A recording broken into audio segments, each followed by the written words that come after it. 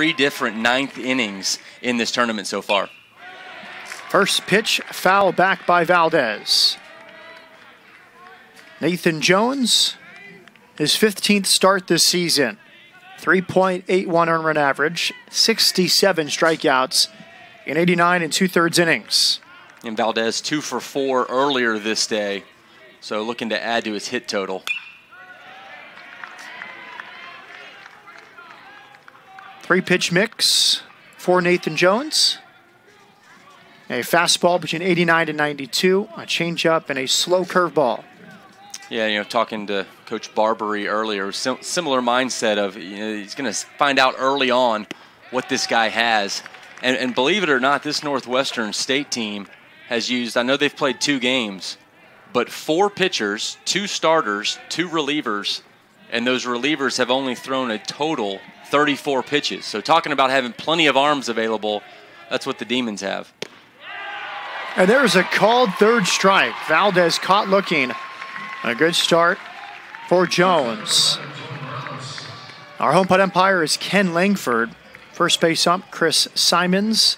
Ignacio Adevedo at second. Robert Holloway at third. And here is the Northwestern State defense. Richard and Jones, the battery. Fry, Watson, Rika, Taylor in the infield.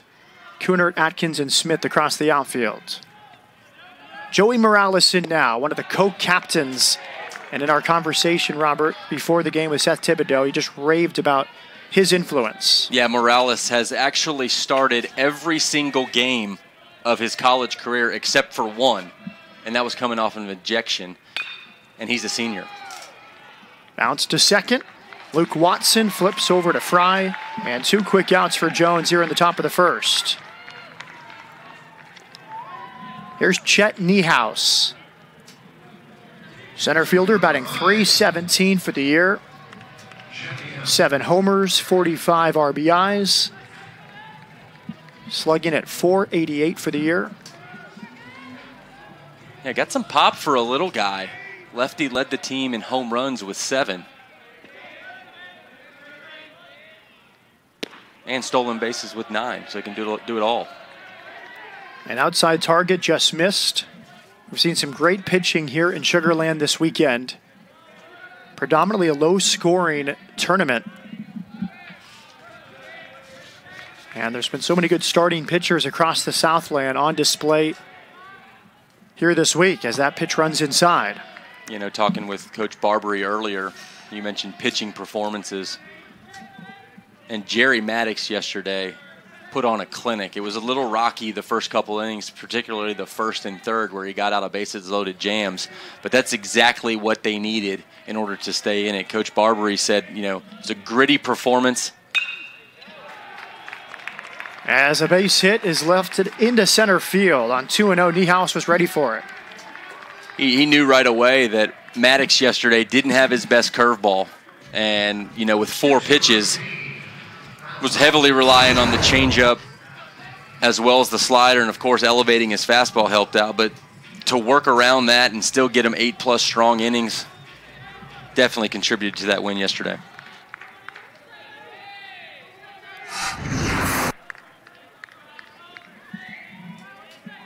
Kyle Knopf, the catcher, in from the left side. Swung on and missed. Nichols aggressively taking some hacks. They've already played a game today, so they're probably just getting back into the swing of things, literally. But you've seen them attack that zone early on in the batter's box. Yeah, we'll see how Nichols holds up today. It's about 90 degrees here in Houston.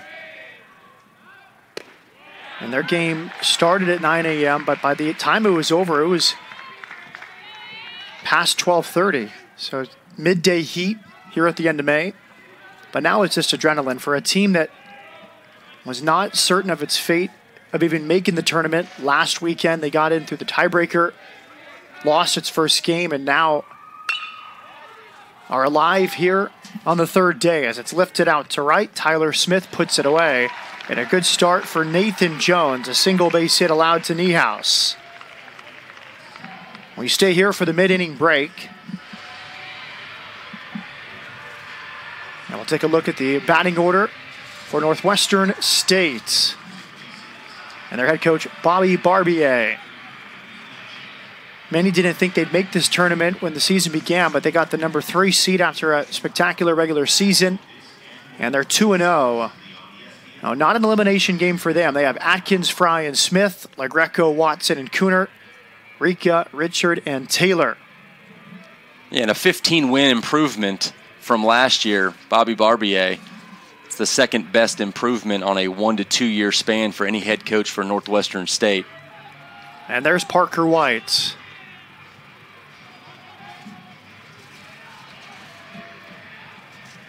.50 ERA. Was a midweek starter most of the season. Had some weekend starts early in the year, but a lot of expectation for him today. And, you know, talking to Thibodeau, look for right about 84 to 89 miles an hour, locates his fastball and slider. And again, he said you're going to know right on if he's going to have his off-speed stuff very early on.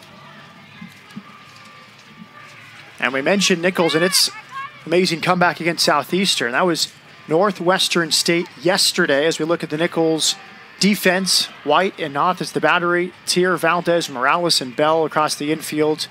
And Clark, Niehaus, and Zane Washington left to right in the outfield.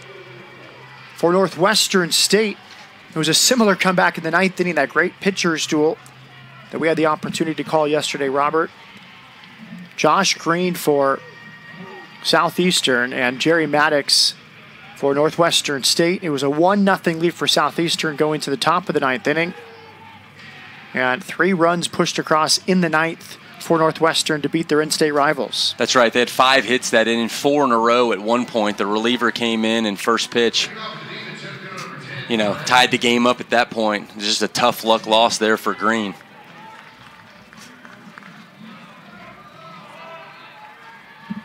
You know, talking to Coach Barbery before the game, and talked about Quan Adkins. We talked about him yesterday being a dual sport athlete. I said, well, what had changed? He had, you know, batting in the hundreds. Now he's in the 300s. He said, I can't take any credit because he wasn't around in the fall. So he was playing football in the fall. So he's going to push that back and say, hey, it wasn't the coaching. This was all him. Here is Quan Atkins. He did mention that he's going the other way better. He's sort of trusting himself, letting his athleticism take over and using the opposite field. Here he stands in. We saw him run down a ball in left center last game yesterday and made it look easy as he takes a called strike. Yeah, I was just going to touch on that. His impact in the outfield, you know, some batting points here and there. He jumped his average from the hundreds to 300s, but it's what he does in center field of taking hits away that's probably a little bit more important to his team. 1-2. You mentioned a career 176 hitter his first 3 seasons. This year batting .330. 10 extra base hits, an on-base percentage at .409.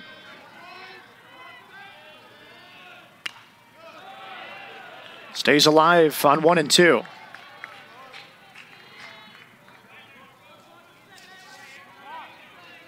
Yeah, Northwestern State wouldn't want anything more to set the table early, put a little less pressure on their pitcher, Nathan Jones. 2-2.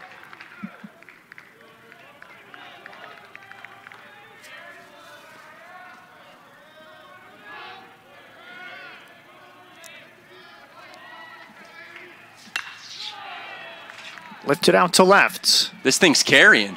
It's still back at the wall and making the catch. Well, maybe a prelude to what might be coming tonight. Lee Clark runs it down in front of the manually operated scoreboard. We saw a little more power from HBU against Sam Houston State, and as you said, off the bat, didn't seem like it would challenge. That's pure strength right there. Looking at the flagpole out here, it's blowing a little bit to right field, so the wind's not even blowing out to left. It just kept carrying and was nearly off that wall. That's right. There's a couple of holes out there in that wall right there. I almost ran right into it. Yeah, the scoreboard operator filling in those holes after the eventful 9th inning from the previous game. Houston Baptist holding off Sam Houston State. Sam Houston State had the tying run on base after a fly ball to left. Spencer Halloran lost it in the sun. The sun seemed to appear out of the clouds at the last moment. Gave new life to Sam Houston State, but they ultimately lost to HBU. Well, those are rivals, two of the closest teams in the Southland Conference, HBU and Huntsville, about 70 miles or so away. That's right, the only two Texas teams in this tournament this year. Yeah, it's been a tournament dominated now by Louisiana. Southeastern eliminated by Nichols, but Nichols still standing. Northwestern State still standing. UNO plays tonight. You know, and Fry, just a treat to watch this guy hit. He added to his doubles total yesterday with 1. He had 25 heading into this tournament, 26 now. He's 1 home run away from tying the all-time record there at Northwestern State. And Robert, he had the big hit to start the 9th inning against Josh Green yesterday, trailing 1-0. He doubled out to left center. Nearly caught out there by Drew Avens. He gave it his best effort. The athletic center fielder for Southeastern. But after the double, there was a pass ball and a strikeout. And then J.P. LaGreco tied it up with an RBI single. And then the pivotal moment in the game, in my opinion, as ball 4 misses outside. Nice at bat from Fry. He walks. But Watson, who had a very good eye all day, 2 walks prior to that, had a 2-0 count. And Matt Reiser lets it go to the bullpen on 2-0, bringing in his closer, Tossan. And on the first pitch, Watson ripped a single to left. Yeah, it was that bottom portion of the lineup. You know, we'll get into Nichols' bottom portion of the lineup later on because they did some stuff last game very similar that, you know, helped Northwestern State win yesterday. You mentioned the Watsons, the Kunerts. I mean, these guys that were hitting late in the game and scoring some runs.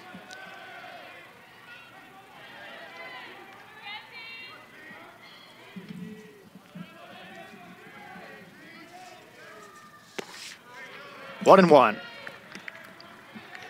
Tyler Smith hitting .238 for the year.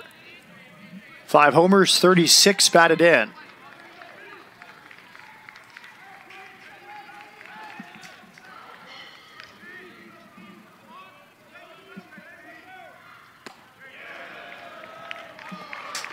You know, Parker White's fastball, he's been missing. It's been up and away on a couple hitters here. He's right around 86, 87 right now.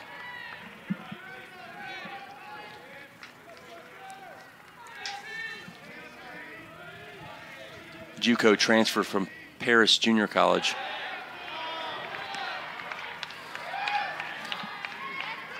Well, Northwestern State is used to pitchers from the stretch. The starter yesterday for Southeastern, what an outing he had. Josh Green, a converted reliever now. The starter came out of the stretch the entire game. And that's a borderline pitch called a strike. The prior pitch looked like it was close. That one, a pitcher's strike. And there's ball 4. You know, similar situation yesterday, talking with some of the coaches of saying they're not afraid to go to that bullpen early on, especially Nichols. This is a do or die for Nichols. So look to see if White gets in any trouble, which he's got 2 guys on right now with 1 out, that they get in some guys or start getting some guys loose in the Nichols State bullpen.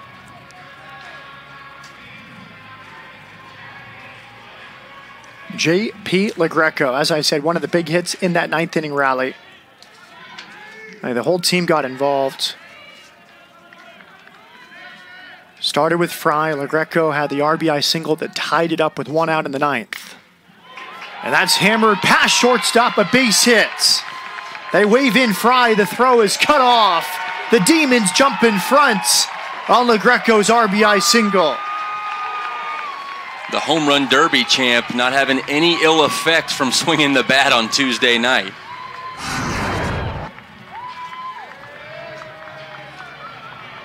Yep, got something up. Was able to stick that in left field. Good piece of hitting there. You can see Fry runs well for a first baseman.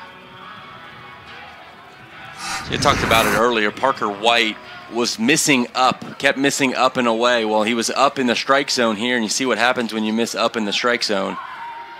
LaGreco made him pay. Here's Luke Watson, one of the stars yesterday. As I said, maybe the pivotal at bat as Southeastern went to the bullpen on 2-0. You know, Bobby Barbie, I specifically asked him about Luke Watson, and he said he will give you a quality at bat every time. He takes the ball, swings at the strikes. You know, yesterday he said was a prime example of what kind of hitter he was. He was 2 for 2 with 2 walks. And a non-ideal situation for Tassan to come in, but you know, we were sort of agonizing with Coach Reiser on the decision. You have a senior on the mound. He's taken a shutout in the 9th inning. There's no perfect time to pull him. And on 2-0, Tassan threw one over the plate. Watson ripped it to left to continue the rally. Yeah, you've got a laboring starter that possibly going to tell you I'm okay because of what he's done and how he's pitched. And some fresh arms out there. And, you know, you're in a 2-0 hole. You got to put something over the middle of the plate for him to hit. Fouled off towards the bullpen where activity is beginning for Nichols. As you mentioned, Robert, more urgency for them as it is an elimination game. If they do win, Northwestern knows it gets a rematch tomorrow.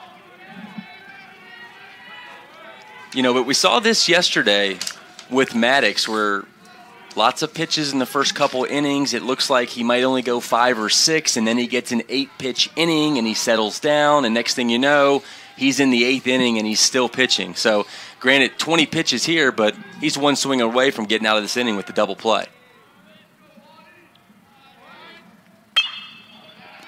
Nice pick at third. Bell down to second for one, and there is the double play. Robert Nagley right on cue. Bell over to Valdez, across the diamond to Clark. White wiggles out of it, but Northwestern strikes first. 1-0 after 1. Dedication. It is more than a slogan to us. It's our commitment to you. We strive to help you become who you want to be, who you can be. You will graduate from Northwestern State University prepared for a career, prepared for life. A university experience founded on 130 years of tradition, laser focused on your future. Northwestern State University, dedicated to one goal, yours.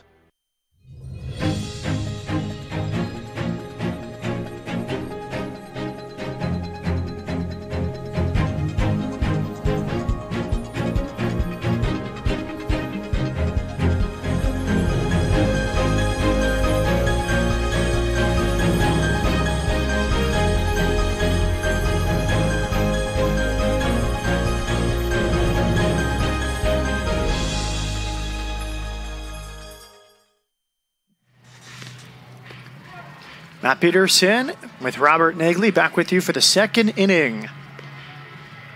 Day 3 of the Southland Conference Tournament. The top 2 seeds have been eliminated. Southeastern this morning. Nichols, great comeback. A 5-run 9th. Or a 7-6 win. And then Sam Houston State, which had a 4-1 lead. And Riley Gossett absolutely cruising. But the long ball from HBU brought them back and took the lead 5-4. They added a pivotal insurance run. Sam Houston had first and third, 2 outs in the 9th, but could not break through. So the 2-time reigning tournament champions and last year's super regional team Sam Houston is eliminated. So the door is wide open. The highest remaining seed now is Northwestern State. Yeah, as you mentioned, home runs from Houston Baptist. 5 of those 6 runs via the long ball, including a 3-run shot that really got him back in it to tie it up. Who says this was a pitcher-friendly ballpark? Not today and not for HBU. A little bit of the Gulf breeze coming in from right center. That's been the case throughout this week. You know, these home runs haven't been, they're not getting cheated. They're left center shots. It's not sneaking something up in left field or sneaking one over in the bullpen in right field. They're left center home runs. You know, that's where a lot of the home runs have gone this tournament.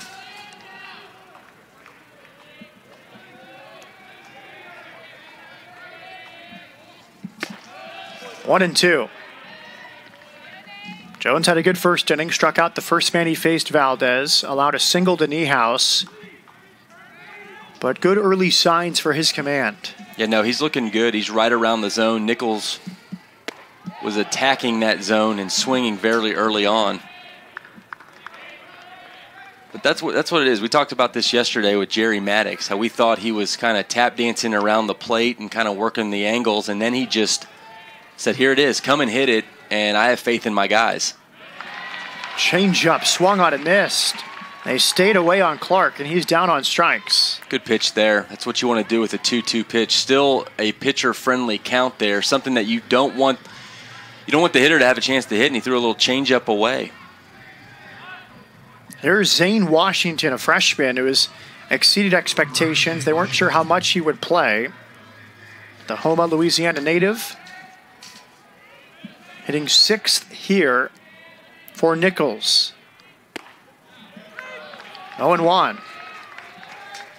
278 on the year. 12 extra base hits for the freshman.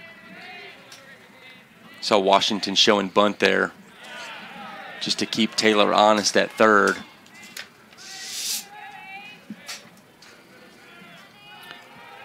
Now Southeastern entered that 9th inning in a 2-2 game. They scored 4 in the top of the 9th to take a 6-2 lead.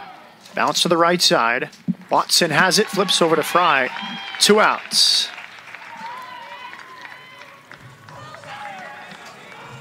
Six to 2 entering the bottom of the 9th for Nichols. And Kostler had a good start for Southeastern, went 6 innings. Peyton Lee followed, inning and a third. Peyton Robinson closed out the 8th. And it was Jared Biddy on for the 9th. He gave up 3 hits, 4 runs. And Mason Knopp. And Dylan Bell, part of that, hit a 2-run home run. Not in that inning, but he accounted for a shot there. And we'll talk about the 7 through 9 hitters for Nicholls State, who had 5 hits and 2 RBIs earlier in this, earlier today against Southeastern State. Dylan Bell being a big part of one of those.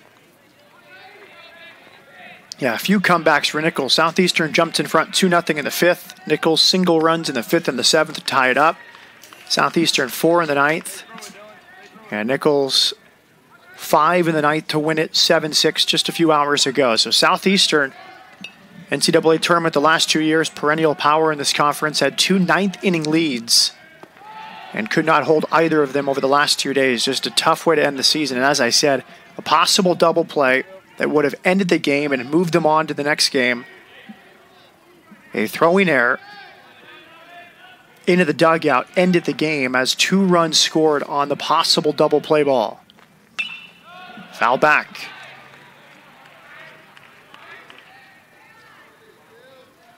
It's been a tough 9th inning for Southeastern in this tournament. Take away 3 of those 9th innings, and that's 12 runs. And Brennan Bro had the throw. Seemed to have time, maybe excited, wanted to get a little extra on it, rushed it a little bit. And Kyle Schimpf at first base was unable to make a clean throw and went right in the dugout. That's just the breaks of the game. If it hits the screen, we probably aren't starting this broadcast yet. It's a tie game, and Southeastern might have another chance, but it goes in the dugout, and the second base runner scored. Full count on Dylan Bell, the DH, batting with 2 outs and the base is empty. You want to get out of this inning here and not let Bell get on for the simple fact, there you go. And there is a called 3rd strike. 3 strikeouts so far for Jones, who looks locked in. 1-0 Northwestern State as we go to the bottom of the 2nd.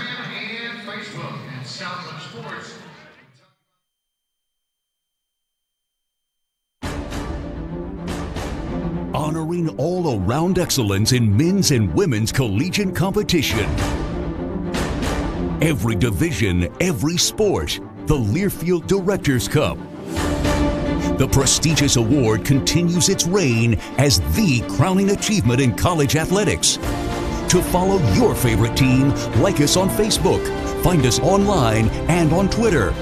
The Learfield Directors Cup. The NCAA College World Series returns to Omaha. Catch the CWS action and style with the NCAA Experience, powered by Prime Sport. Enjoy premium seats, pre-game hospitality, and create memorable moments. Make memories that last a lifetime with the NCAA Experience.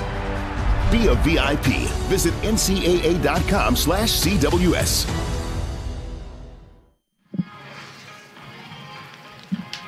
Bottom of the second inning from Constellation Field, home of the Sugar Land Skeeters.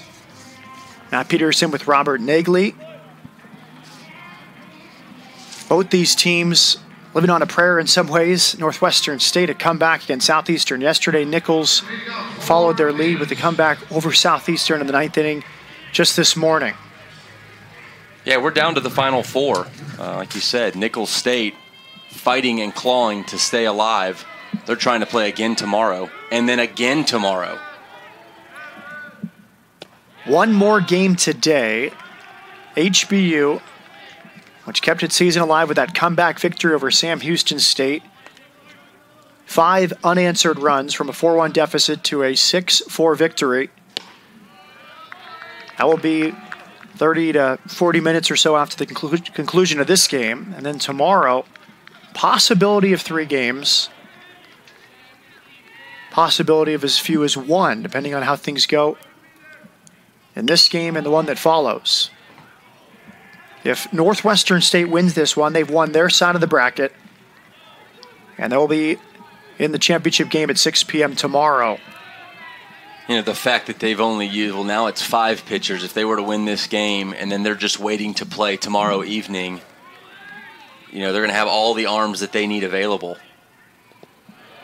You know, and talking to Barbary before the game, I asked him, how do you shuffle some of these arms back and forth heading into a tournament of who you plan on starting, who you plan on bringing in?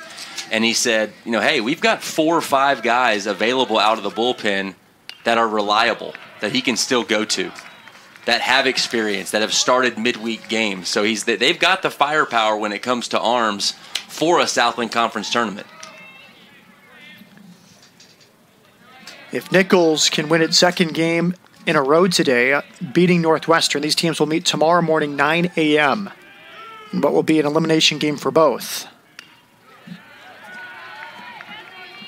And then the nightcap, HBU against New Orleans.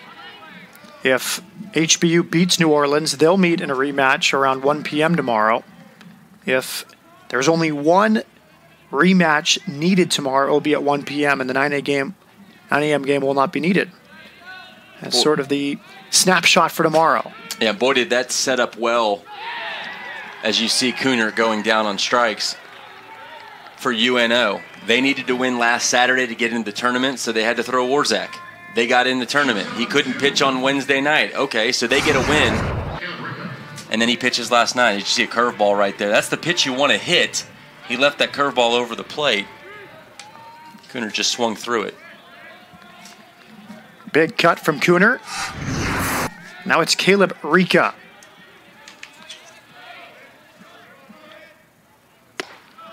Cooner had one of the RBI singles.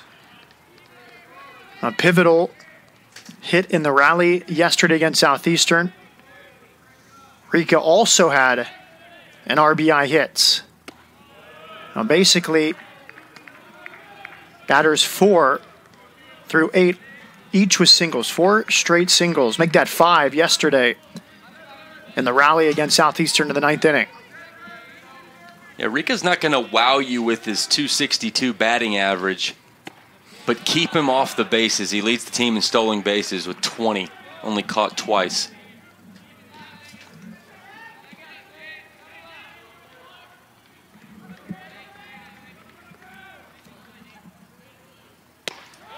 Good pitch, fastball over the outside. And White doing a good job right there, working that outer half.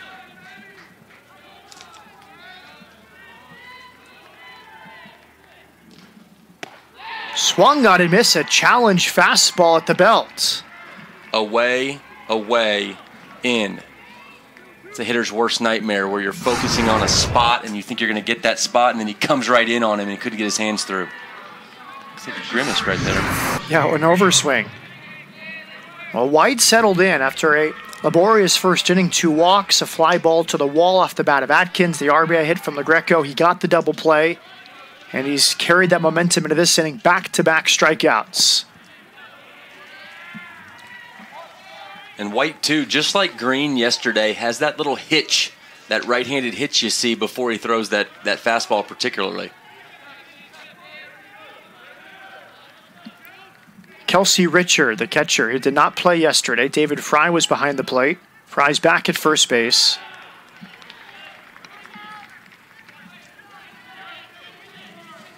That's amazing, all those numbers that Fry's put up. And, you know, I'm not saying as a catcher, though, you know, the wear and tear that you have on your body there to still be able to have that energy to come and perform in the batter's box. It's over the inside, and especially in a format like this, having 2 good catchers helps. Nichols playing its second game today. If they win, they'll need to play as many as 2 games tomorrow, so having a few catchers that are capable helps. Yeah, ideally not having to play two games in one day would be perfect. Strike 3 over the outside. Paralysis fastball, and White strikes out the side. 1-0 after 2 in Sugarland. What does it mean to be Southland strong? It's not just big wins. It's success in the classroom and being engaged with service, family, passion, integrity, overcoming adversity, hard work and dedication, bettering people around you, striving for excellence, leadership and competition on our campuses and in our communities. We are Southland Strong.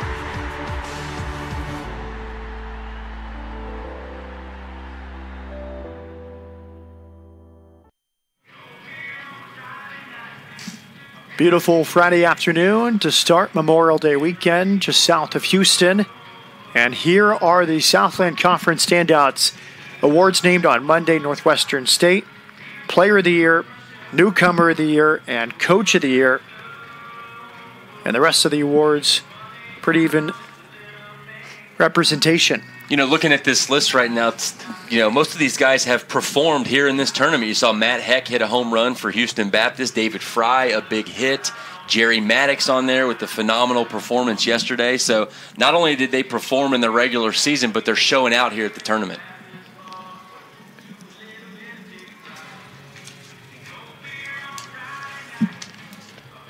It's going to be Tier, Bell, and Valdez in the 3rd inning. And Tier was part of that rally just a few hours ago. 5 runs in the 9th.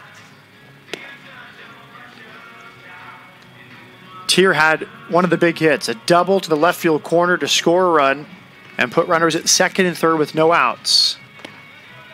A wild pitch would follow, brought in another run to make it 6-4.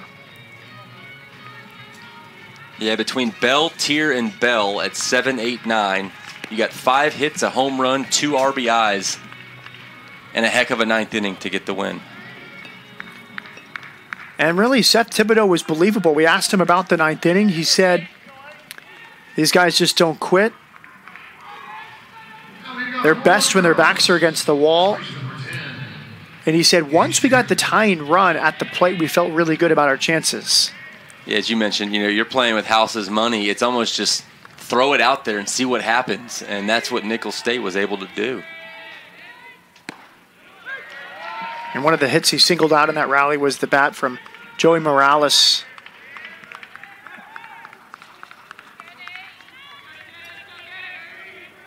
And Morales, with that hit, put the potential game-winning run on base.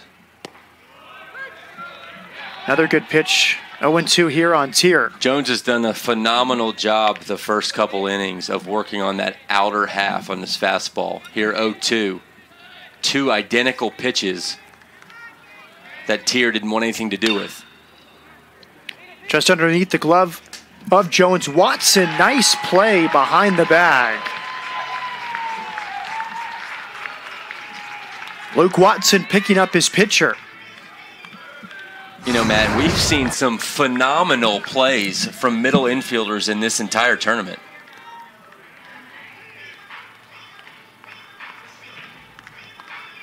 The key there was that throw. Yeah, he made a great stab at it, but being able to basically sidearm that throw there simultaneously and getting into the mitt was the key to that play. Bell, first pitch swinging, a base hit down the right field line. Smith over to pick it up, a big turn, and then he'll put on the brakes. He didn't even give us a chance to talk about him here. He's not. Don't be fooled by him being in the 9-hole. Bell hitting .325 on the year, so he's not your average 9-hole hitter.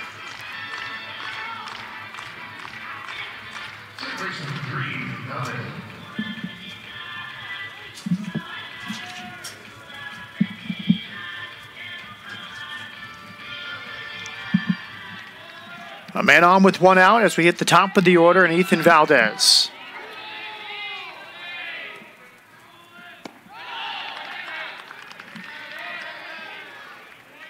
His fastball was getting hit. He started him off with a breaking ball right there. It might have been a little bit too predictable.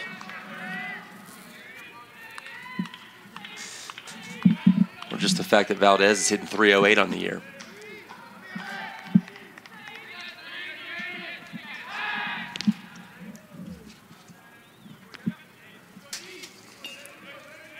Valdez, a junior from San Antonio, Texas, hit .308 this year, hit .243 last year. So a big improvement in batting average for Valdez from his sophomore to junior campaign. Was 2 for 4 earlier today in the win over Southeastern State.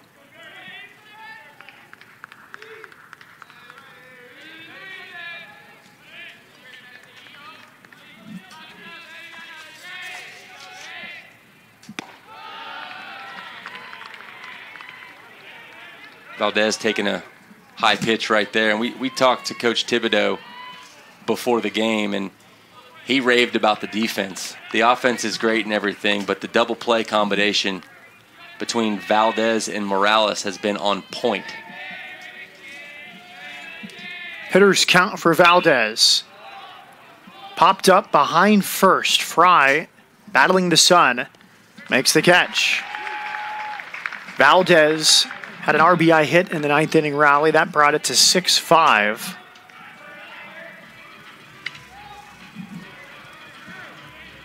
Valdez 0 for 2. Here's Joey Morales. What a great story. A walk-on. Played every single game his freshman, sophomore, junior year. Walking on as a freshman and playing every single game, that in itself right there is impressive. Right to second. Watson has it, and the inning is over. Good work from Jones. He's really settled in. To the bottom of the third we go. 1-0 Demons.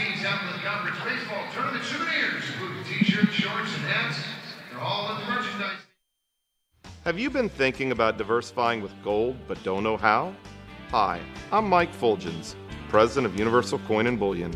As an award-winning nationwide dealer, we help clients get the answers they need to discover the beauty, security, and strength of gold in their portfolio. Call us today at 866-UCB-GUIDE to receive our award-winning Gold Guide free. That's 866-822-4843.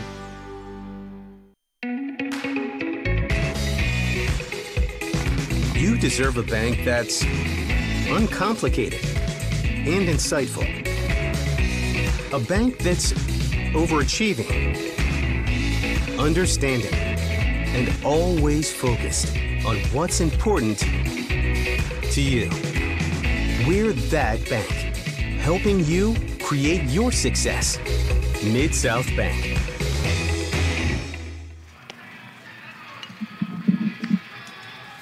Now to the bottom of the third in Sugar Land. Matt Peterson with Robert Nagley.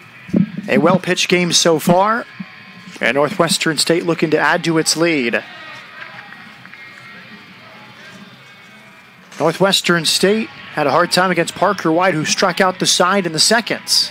That's right. Coach Thibodeau has got to have a smile on his face after that second inning. A little rough the first inning for Parker White. 21 pitches, but then really settled down in the second inning, as you mentioned, striking out the side on 15 pitches.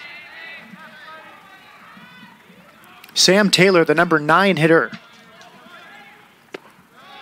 Take strike one. And that's the key. This is exactly what he did last inning to command the plate and command the hitter in the box, starting out with a fastball on the inner half.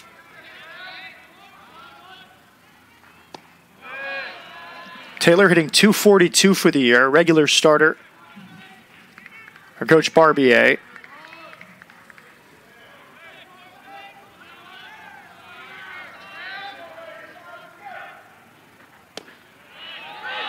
That was a low strike. Looked well below the knees. Taylor didn't like that one. Ken Langford, our home plate umpire, we had a good conversation with Coach Thibodeau about the umpires. And there's a quick warning. Ken Langford not messing around. He heard some hollering from the Northwestern State dugout. As that comes and hits him on the helmets. Taylor will take first base. Emotional as he took first, maybe trying to fire his team up. But that one got away from White, who had great command before this pitch.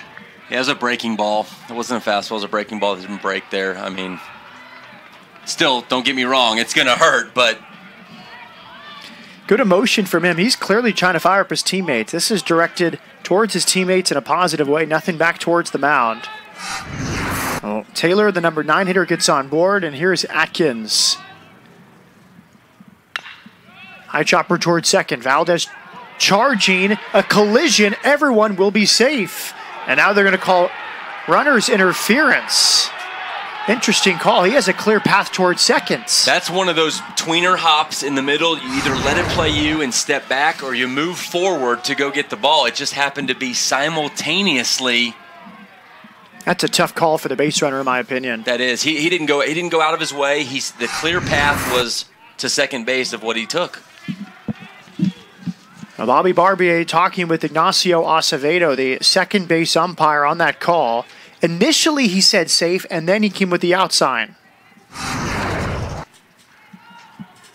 Yeah, we're going to be able to see the path right here. What do you do? There's nothing you can do there. You can say he reached out with his right elbow, but he's also sort of protecting himself from the contact. And you hit on this inning, Matt. There's been a lot of calls. It's been good, bad, however you want to look at it right now. It's been some calls that have been very deciding in certain situations. Yeah, we've had a few runners interference.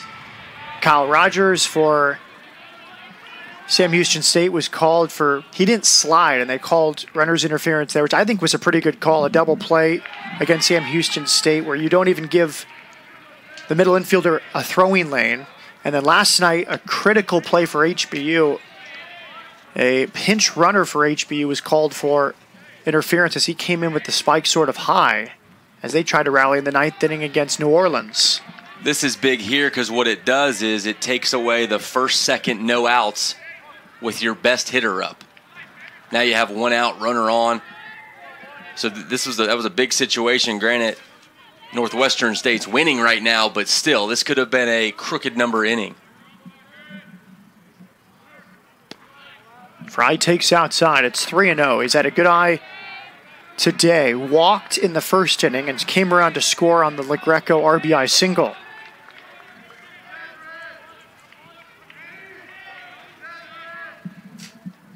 Atkins leads from first.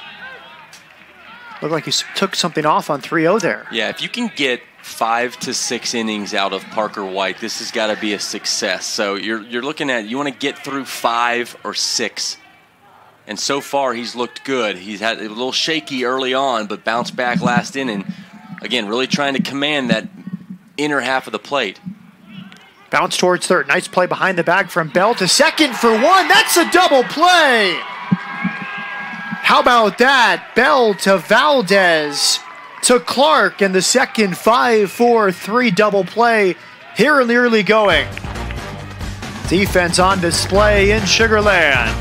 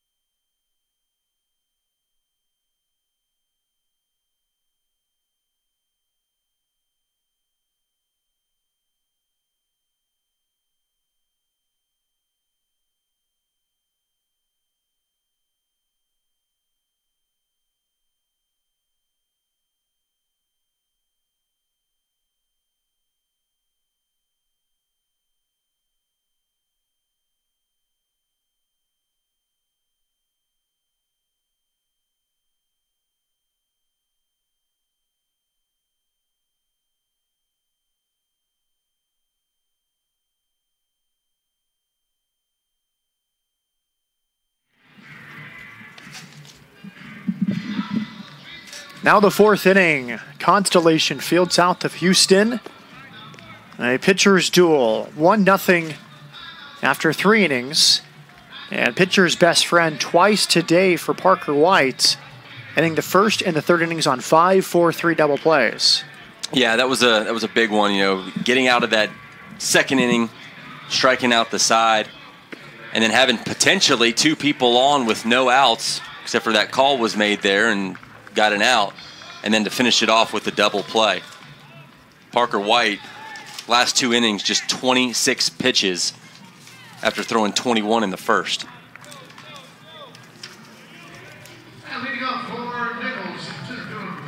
Nathan Jones back to the mound. Face Niehaus, Noth, and Clark. 3, 4, and 5 in the order for the Colonels. Jones was last year's Friday night starter. So this guy has experience in pitching in big games in the Southland Conference.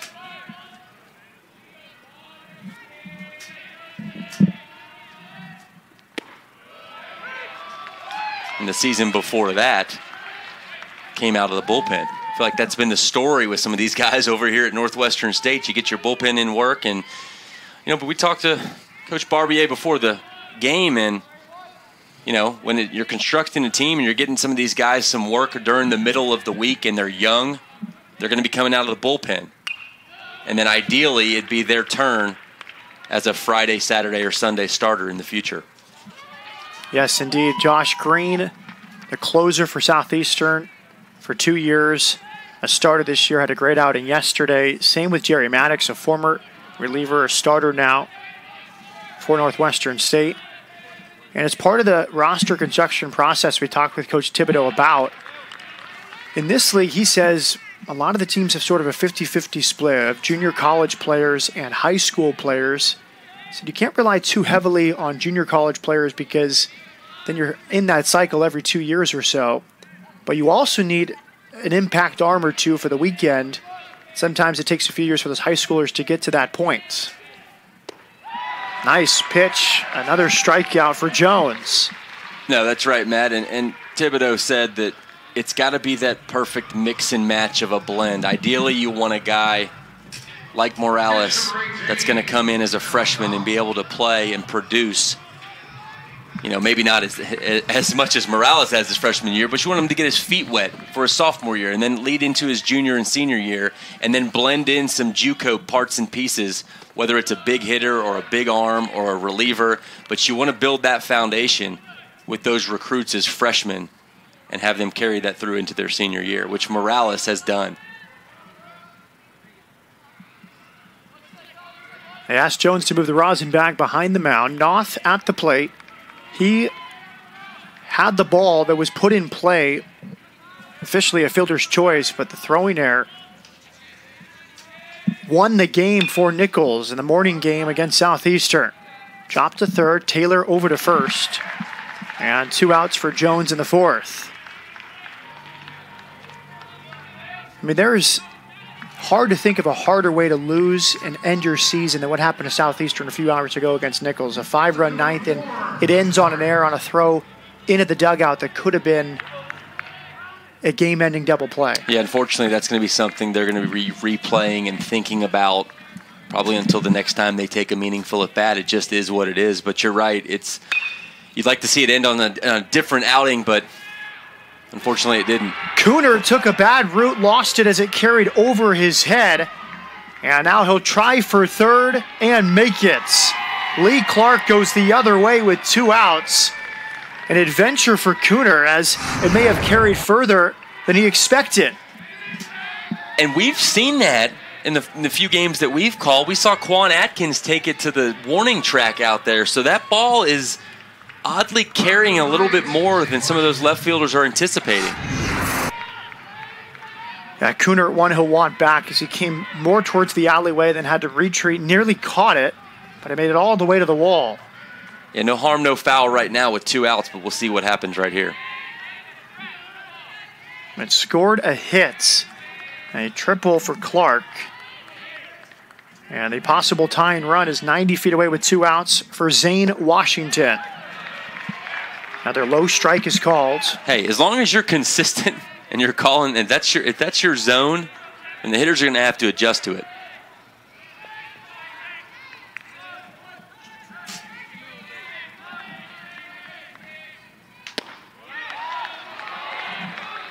He's been really targeting the outside part of the plate against these left-handed hitters with that fastball.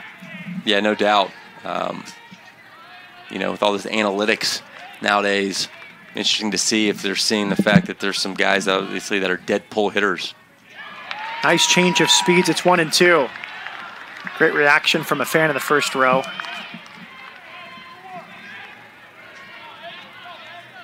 Some of the fans that are close to the field have to be brave. We have some cloud cover now, but in the morning games, they want to get to the shade. So that's why the seats sometimes look empty right behind home plate. A few scouts, a few brave souls, but now there's some nice cloud cover overhead. It's slapped past third. That's a base hit. Clark comes in to score. The freshman Washington digging for 2, and he comes through with a 2-out double. Yep, you mentioned it. Away, away, away. You're starting to look away as a hitter. Looked like a soft breaking ball away, and Washington just went with it and punched it on the left side. Interesting defensive alignment from Northwestern State, considering they were going away. They had Taylor well off the line. Yeah, see, that's what Washington did his first at bat. You set the table with the showed bunt. He got Taylor up a little bit. He wasn't playing his up right there because of Cooner being on third base, but it's always in the back of your mind the fact that, okay, this guy could lay this down, and it opened up a whole nother half of the infield. Now it's Bell off the glove. Good reaction. Yeah, they looked like they got crossed up a little bit right there. Or Bell just tried to turn his glove to catch it instead of turning it the opposite way. That's Kelsey Richard, the catcher. And I say more times than not, that's going to lead to an extra 90 feet, but he recovered very well with Washington off of second. And you saw Richard looking down at probably his pitch selection he has on his arm, and he's going to go talk to him now. So that was a mix up there. Or guy on second. I don't want to give the signs away. We're going to go with the second or third count. This was interesting yesterday, the Northwestern State Southeastern game we called, and the early mound visits out to Maddox. With David Fry going out to talk with Maddox. Maddox was shaking him off on 3-0 a few times. And whatever happened, they sorted it out, and by the middle innings of the game, it was one sign and Maddox was going. Yeah, if you're going to get a performance out of Maddox like that, you can shake whatever you want off. Hitters count. And a nice pitch hits the outside for 2-1. Bell struck out looking his first time. A 2-out rally here from Nichols. A triple from Clark, and then Washington. A double down the left field line.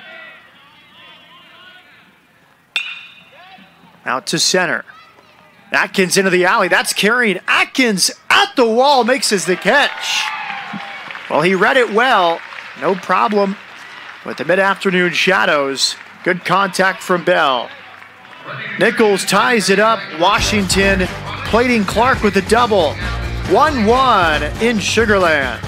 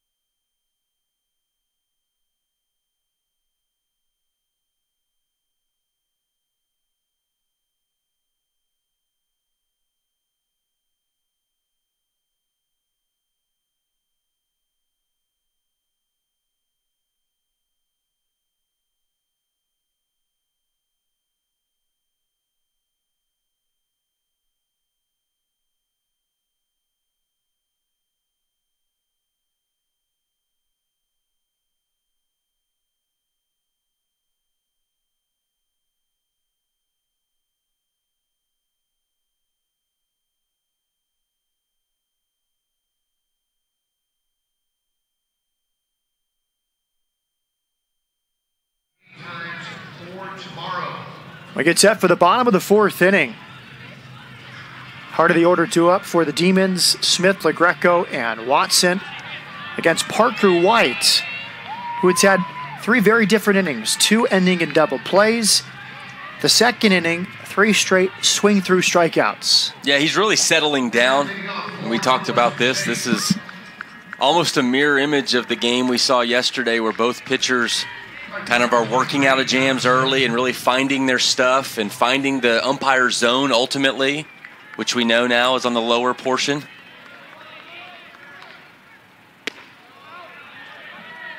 Ball 1. Smith walked his first time. Some great defense for Nichols, particularly at third base. Brady Bell has begun 2 double plays from third base to end the first and third innings.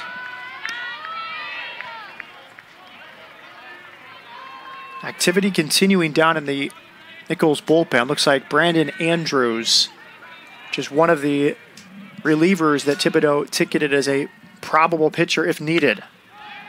Popped out to shallow right. Valdez underneath it makes the catch. That's a good eye by you, Matt, there. I'm being able to check out that number way down in right field. Well, we do have the benefit with these Nichols uniforms. It's a nice red jersey with the white number. Nice contrast. Broadcasters, yes, that's best very, friends. I was going to say broadcaster friendly for sure. JP LaGreco. The first few names he told us, Robert, were all lefties. And we asked if that's by design. And he said, no, just the way we've gone through this tournament, the freshest, best arms right now are probably 3 or 4 lefties. And a righty's warming up. Of course. Just baiting us. So we might see Brian Taylor, Zach Otten, Jared Scott. Those are 3 of the lefties. That could feature Austin Bollinger as well. Or Bollinger, I beg your pardon. LaGreco just been dialed in this entire tournament. It started with the home run derby. Here at 2-0, I keep harping on this. You want something in a Rubik's Cube zone, your zone. 3-0. If you were to pull up LaGreco's heat map, you want something middle in with that open stance.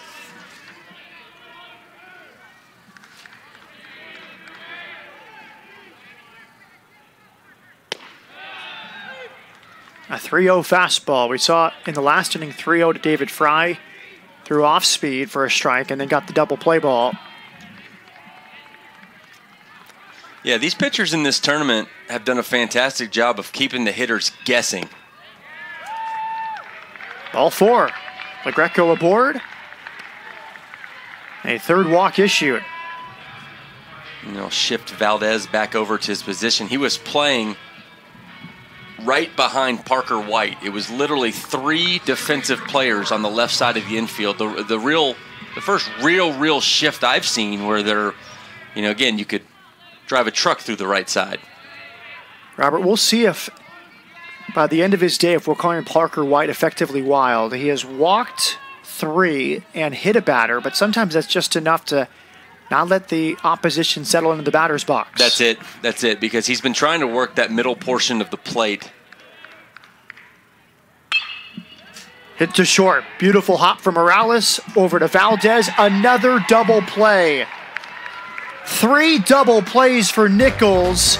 And the defense back it up. Parker White.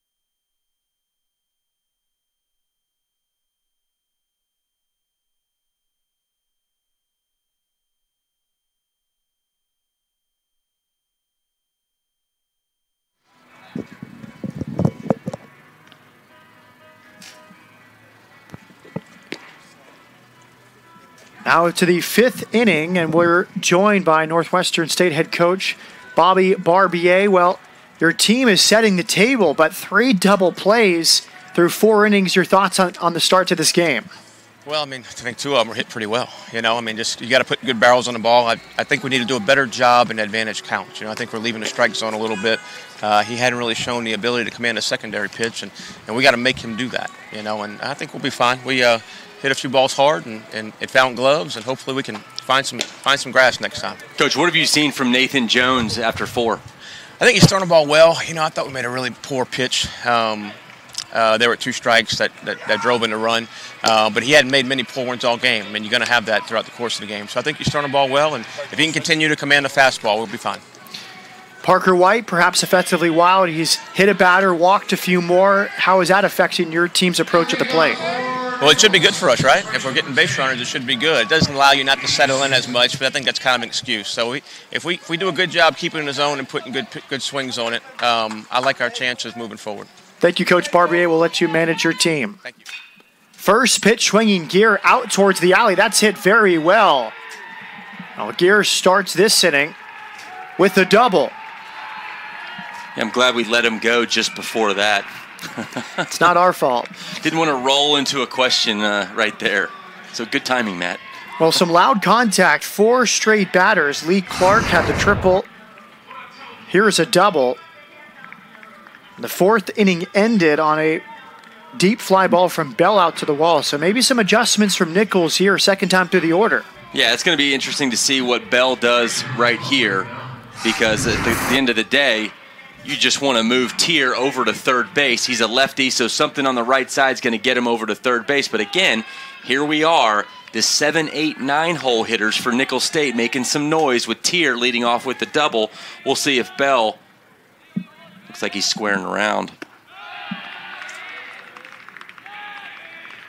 And Bell, a nice option at number 9. He is basically a second leadoff man. He's hitting .325. On-base percentage at .371, so nice productivity in the number 9 hole. Yeah, that's exactly what Thibodeau's trying to do. The key here is, though, you want to put this bunt to the third baseman to make him field his position to open that up. If he gets this to the pitcher or to first base, potentially it could go to third to get the lead runner.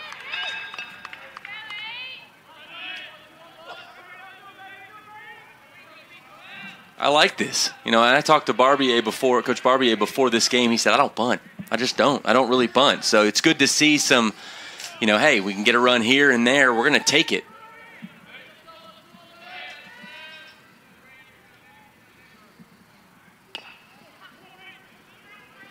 Bunted foul, picked up by Richard. It also is an indication of what they think of the outing that Jones is having and how tough it might to really string hits together and have a big inning. No, there's no doubt. Every little run counts. And the fact that he has been pitching out of some jams, and, we harped on his pitch count early on, and now he's reversed that with 3 good innings with a low pitch count. We'll see what they do on 1 and 2. If they leave the bunt on, third baseman Sam Taylor is even with the bag. Same at first for David Fry. I think you'll let him hit. He's hitting .325.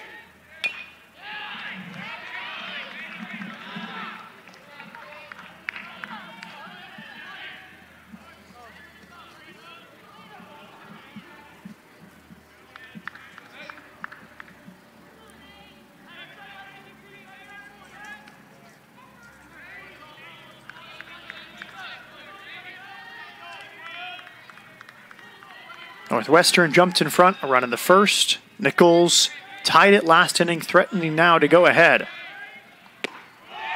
Just outside, 2-2. Top of the order, Valdez on deck. Jones completing his second time to the Nichols batting order.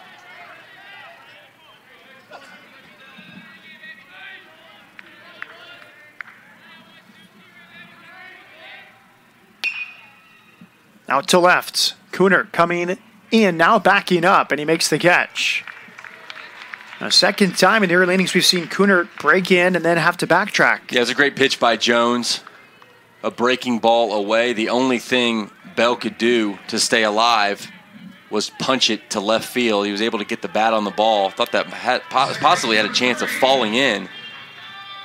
but just a great pitch by Nathan Jones, well executed. Ethan Valdez, for the third time today, will face Jones. A strikeout and a pop-up his first 2 trips. Tier off second after his double on the very first pitch of the inning. Drop towards short. Rika has it. He's going to go to third. A base running mistake. And Tier is caught trying to advance. Yeah, you gotta see that through, especially with less than 2 outs. You want to see it through. You want to make the shortstop have to make that throw across. You're already in scoring position. So you want to make that shortstop make that throw to first and see it through. That's a big, big base running error for Nicholls State. Sam Taylor applying the tag at third. Rika's had a very good week defensively. It's been fun to watch him at shortstop.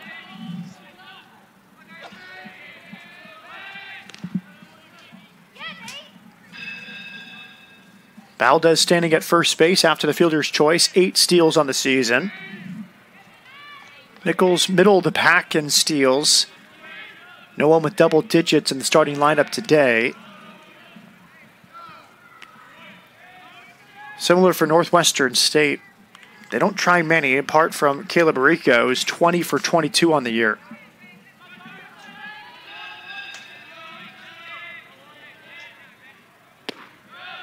They've got the right guy up. That's why that error makes it more difficult for him, because he was already in scoring position for Joey Morales. Now Valdez at first, Morales at the plate. These two scored the game-winning runs on the fielder's choice from Kyle Noth. 5-run, 9th inning completed a few hours ago against Southeastern. Now Nicholls in an elimination game, knocking off the number 2 seed, Southeastern Lions, who had one of the most consistent regular seasons in the Southland. Sam Houston State was 24-6, but Southeastern only lost 1 series. Pitch runs in. Sam Houston State only lost 1 as well. That was to Southeastern in Huntsville. But it shows the margin for error in this tournament. Now, Sam Houston State and Southeastern have been sort of the 2 top dogs for years, but it seems like the gap is shrinking a bit with these other programs catching up, perhaps. As you mentioned, yeah, the 1 and the 2 seed eliminated in back-to-back games. That's anyone's tournament with 4 teams left. Well, HBU eliminating Sam Houston in the preceding game. Southeastern lost the morning game to Nicholls. Runner goes. Foul back. And put Valdez in motion on 2-1. You know, it'll be interesting to see what happens on Selection Sunday. Is this a 1-team conference? You know, I get it, the RPI, who they played, and this and that. There's got to be some human element to it. Mm-hmm. It's got to be some human element of what they've done in the past, consistently representing the conference in the regionals, going to a super regional. That's got to play into the selection process. It's, you know, you see all this stuff nowadays, especially with college football. There is a human factor into it. And that's got to be important. You've got to, you know, the track record of what teams have done in the past should be in play. It's difficult. We'll find out Monday morning. So much of the RPI is out of your control because you can only play the schedule that's in front of you in the regular season. You control, to some extent, your non-conference, your midweeks. You can do your best to try to get those. But Sam Houston State played in the Shriners Classic at Minute Maid Park against some of the best teams in the country. As the runner goes, it's fouled back. Beat Vanderbilt. They beat Vanderbilt on a walk-off. Some good midweek wins against Houston and Baylor, among others. And 24-6 in the regular season. That has to stand for something. But so much is dependent on what other teams and other conferences do. Because you could have a good preseason, but those teams have bad years. And what looks like a good win might not help your RPI as much as you expected based off how those teams do. Bounce to first. Nice play. Fry has it. And the inning is over. A leadoff double, but a base running mistake, and Jones escapes with a 0. A good one in Sugar Land.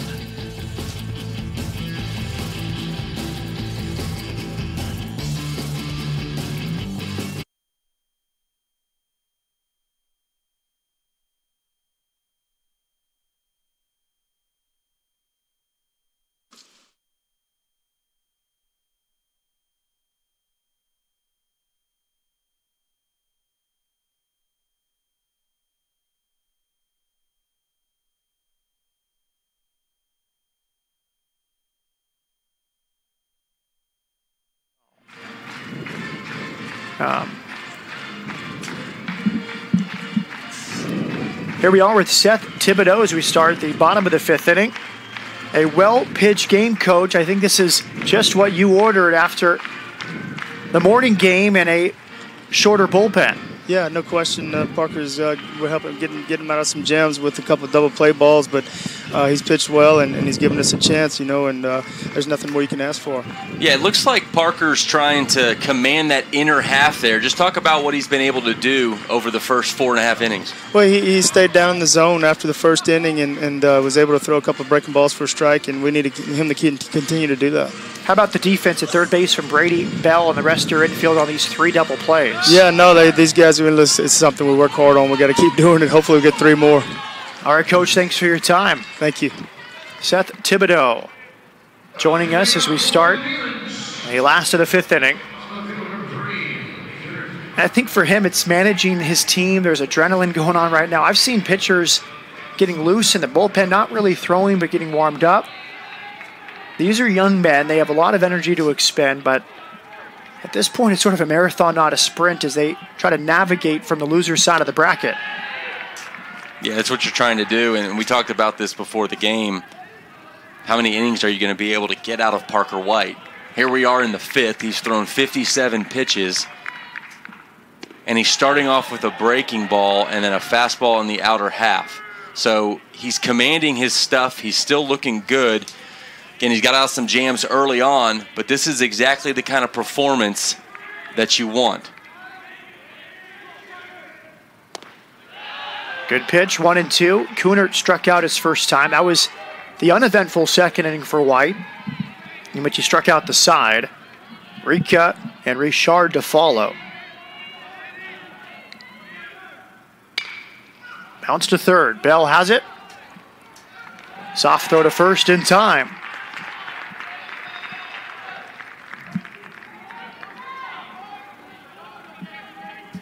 One out for Caleb Rika.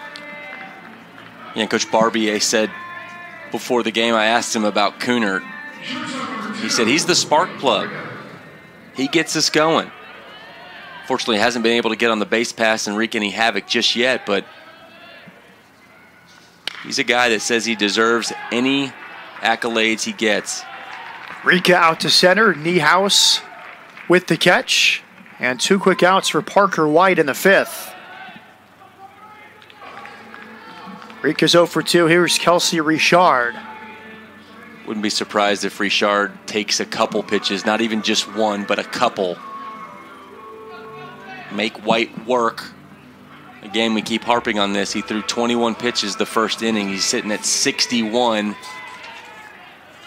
through 4 2/3.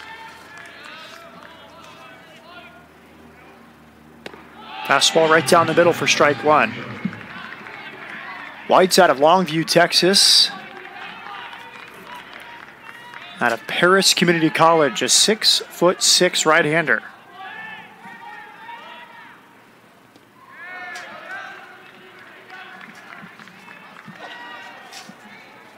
Is that when the pitcher can be savvy? 2 quick outs, you expect the number 3 hitter to take a strike and you just pump a fastball down the middle? It worked there, you'd think, but as a hitter, he knows that he wants to give his pitcher some time in the dugout to recover and not get back out on that mound. Nice opposite field approach, an opposite field single from Richard. He's aboard with 2 outs in the 5th.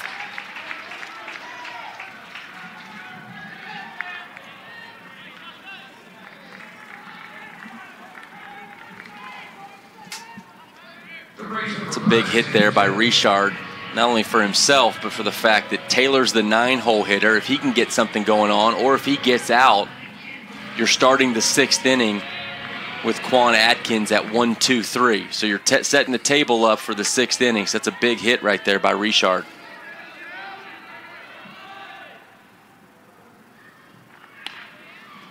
Bunt back towards the mound. White will flip to the bag. And the inning is over. So Taylor trying to surprise White. He was ready for it. And that ends the 5th inning. Another pitcher's duel in Constellation Field. 1-1 through 5.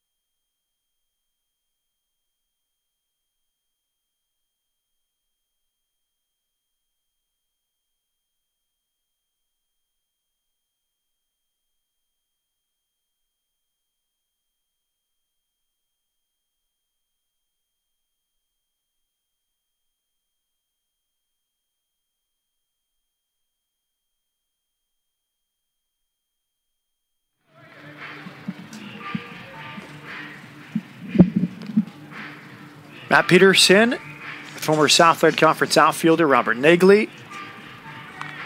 We had this same game yesterday, the 4 p.m. game number 3, and it's sort of a mirror image. 1-1 through 5 innings. Another pitcher's duel. Yeah, the pitching in this tournament has been phenomenal. There's a reason why Northwestern State's second in the conference in pitching ERA. They've looked good this entire tournament, and it hasn't changed. Well, Niehaus, Noth, and Clark, the heart of the order coming up here in the 6th. They'll face Jones for the 3rd time today. Jones has been very efficient. 66 pitches through his first 5 frames. Yeah, Nicholls State, they've out-hit Northwestern State. It's been 5-2. You know, you touched on that with Coach Barbier about the command of Parker White. And, you know, he's hit a guy, he's walked some guys. They've had their chances. A drag bunt attempt is fouled at home plate.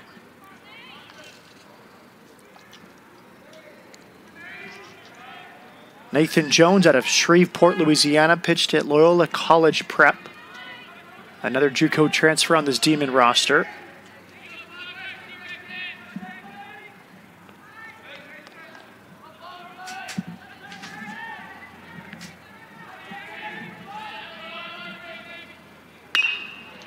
Lifted out to left. Atkins into the alleyway.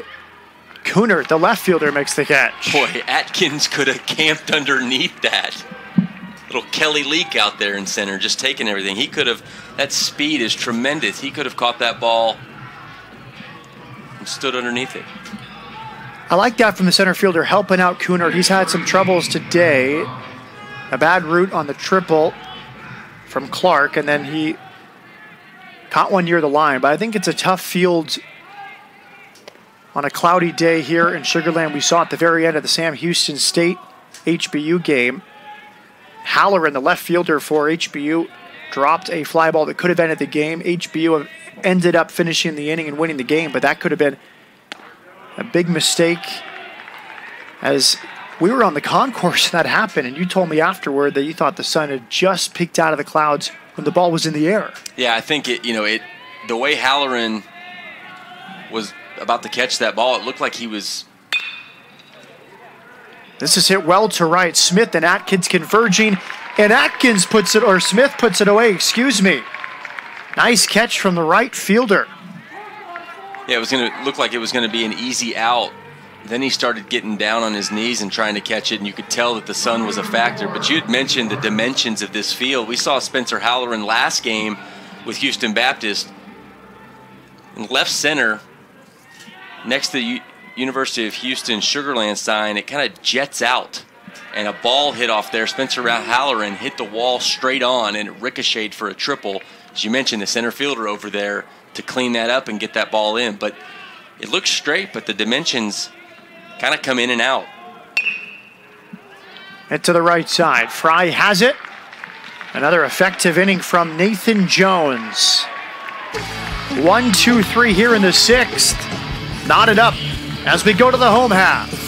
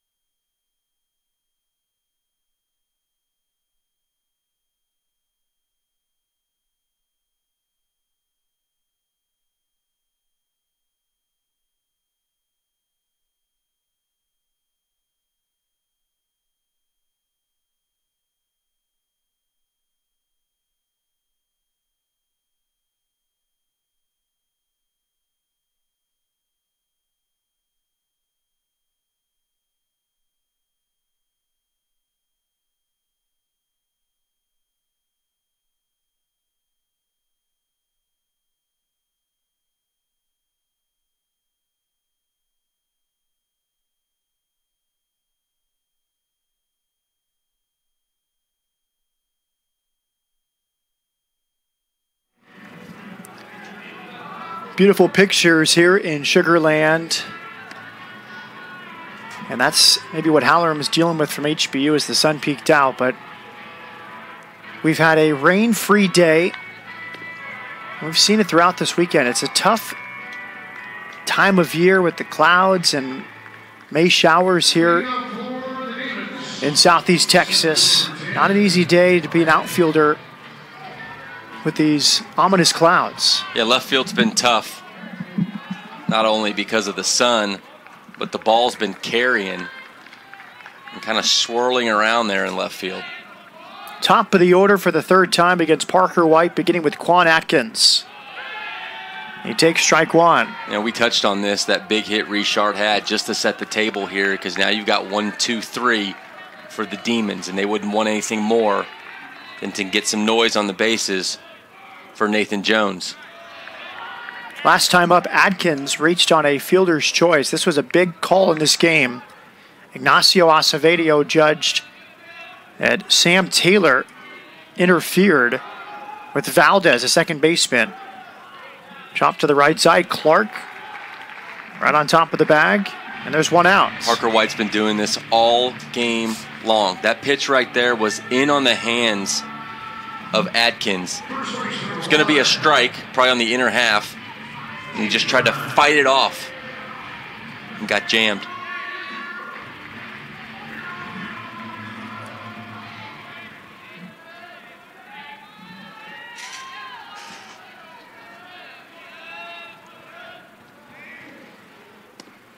Ball one.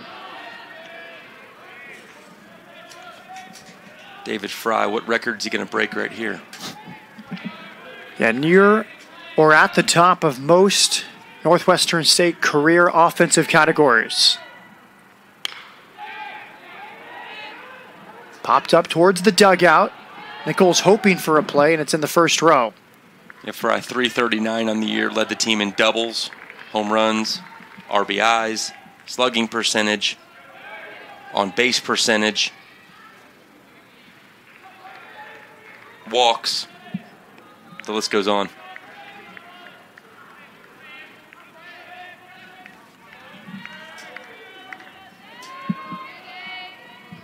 Here's the shift. Big cut on a high fastball. Yeah, they've got him dead pull. Valdez, the second baseman, on the shortstop side of second base. You can see how deep the outfield is, too. Lee Clark in left is 10 feet shy of the warning track. So it'd be interesting to see how much of it is we're throwing him in, we're coming in, or the fact that he's dead pull. Because if he throws anything middle or away, All Fry has to do is just put the bat out there and get it somewhere near second base, and he's on first.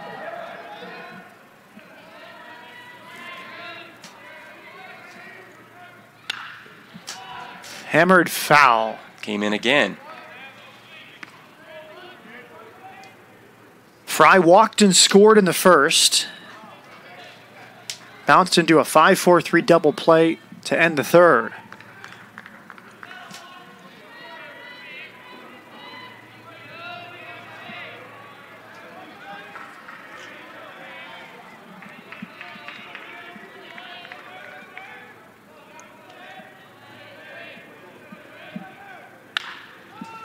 Right into the shift. Morales across to Tier. And the shift worked out perfectly that time. Yeah, you're playing straight up right there. That ball's through the left side. That wasn't the case. As you saw, Morales shifted over toward third with Valdez behind second. And that was a routine play. Now it's Smith. Walked in the first, popped up to begin the fourth.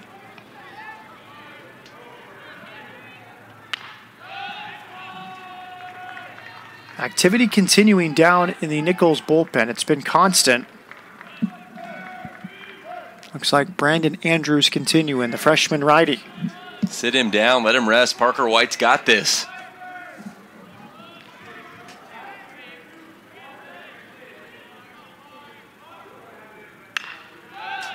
Shallow left. Clark broke back. Now he comes in, and the inning is over. Parker White has really settled in after an eventful first inning. Through 6, 1-1.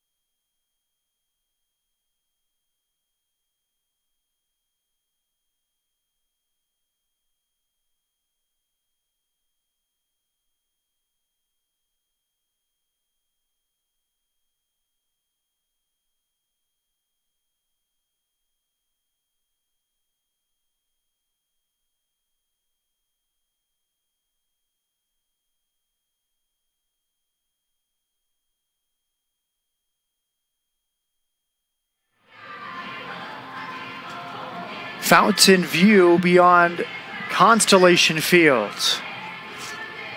The Sugarland area is growing and growing every year. Seems to be more developed. These folks enjoying the view from the Adirondack chairs right in front of the press box. If you can ever get out to the Southland Conference Tournament, it's a great event, and that's the best seat in the house, in my opinion.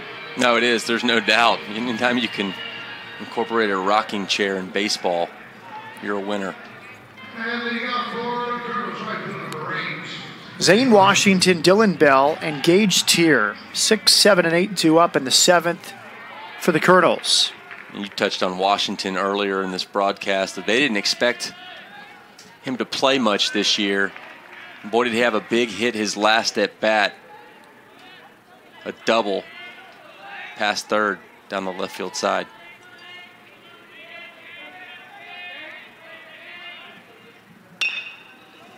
Bounce to second. Watson over to Fry. Another quick out.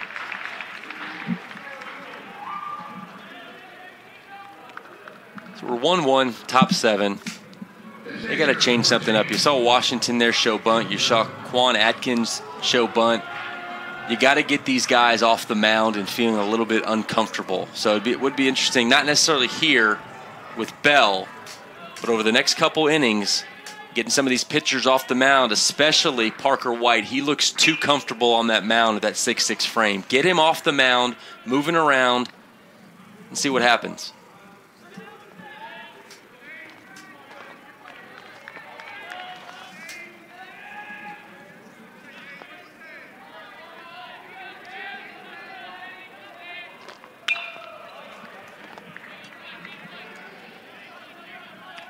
Nichols still aggressively taking swings early in the at-bat.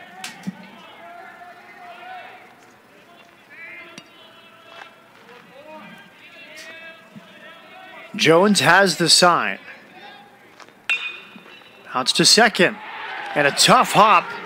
Watson can't control. Close play still. Rika nearly made a spectacular recovery, but it's an infield hit for Bell. Came off Watson. His middle infield partner, Rika, was right there, and a close play at first. Yeah, we've seen a couple of these plays in this tournament. Frige for Sam Houston made one earlier where it ricochets off the player. Another player has a chance. That was nearly an out there. A good example for base runners to always run it out, because you may think that's an error or an infield hit, but if you slow up at all, Rika guns you out there. Yeah, you never know. Took a bad hop there.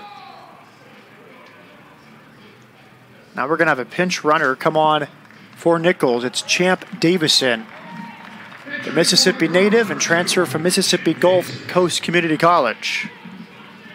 It's an interesting move there because Dylan Bell hit a 2-run home run last game.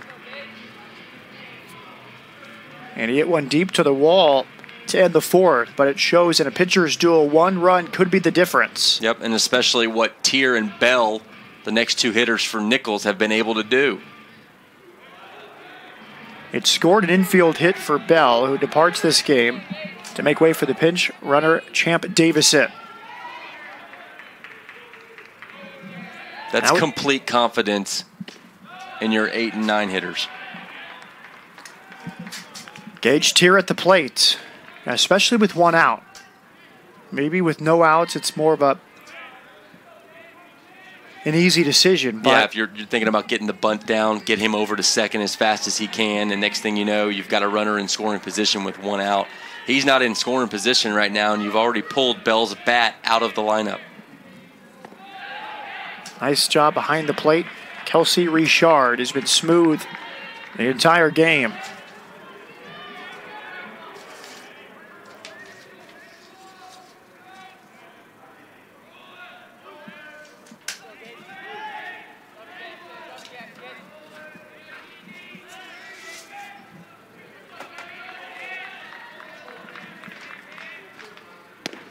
So Matt, how does this work?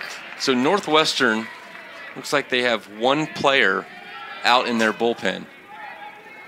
So would potentially someone from the dugout have to get out to the bullpen to warm up if Nathan Jones is in trouble? How does that work? Is he going to have to run around, or what? I mean, unless I'm missing something, it looks like there's 1 player by himself. No, we saw this quite a bit yesterday from New Orleans. They, between pitches, would sprint across the outfield, or more likely between outs. So you find a way, and we were having fun on the broadcast because we weren't sure if it was a guy bringing something out there, a messenger, but it was quite often the pitcher going to warm up or the catcher to warm that man up. But they've been getting loose here for the last several innings. Yeah, because Nichols can at least sneak around the right field side and stay in the foul grounds and work their way into their bullpen.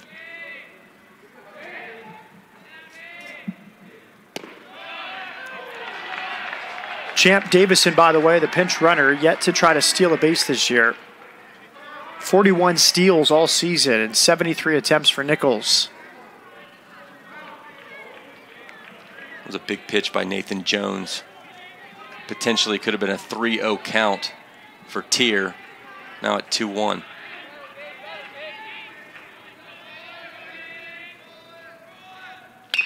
Bounce towards second. Another chance for Watson. Flips to Rika. And nice work to get his foot back on the bag by Fry. A double play for Nathan Jones. 7th inning stretch time. We're tied at 1.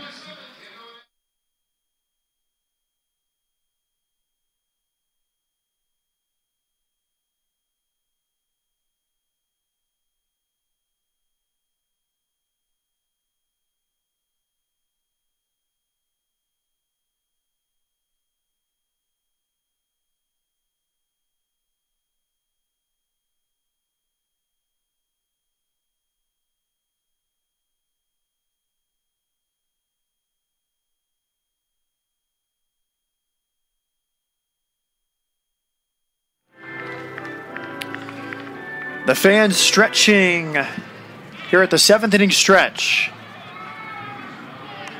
Sort of that nervous feeling in both dugouts, in both fan bases. Less nerves for Northwestern State. They're 2-0. They do have a mulligan. If they lose this game, they get a rematch with Nichols tomorrow. But Nichols, in some ways, playing with house money. They lost on the first day of the tournament, Wednesday. They won yesterday. They won this morning with the 5-run comeback over Southeastern. 5 runs in the ninth to win it. What do you think the spirit and mentality is in each clubhouse? Nerves. They're not nervous. How would they be nervous? Nichols is used to this. Now, Northwestern State, too, yesterday, coming back against Southeastern. As you mentioned, Nichols has had to battle back. They're not even, you said house is money. Yeah, they're not even supposed to be here, essentially. So I think it's a little loosey-goosey right now. There's really hasn't been any high-pressure situations where runners in scoring position with 2 outs at second and third, or anything really essentially for fans to stand up and get going besides these 2 great pitching performances. LaGreco, Watson, and Cooner due up. 4, 5, and 6 in the bottom of the 7th for Northwestern. Just 2 hits for the Demons against Parker White, the starter who has really had a nice outing.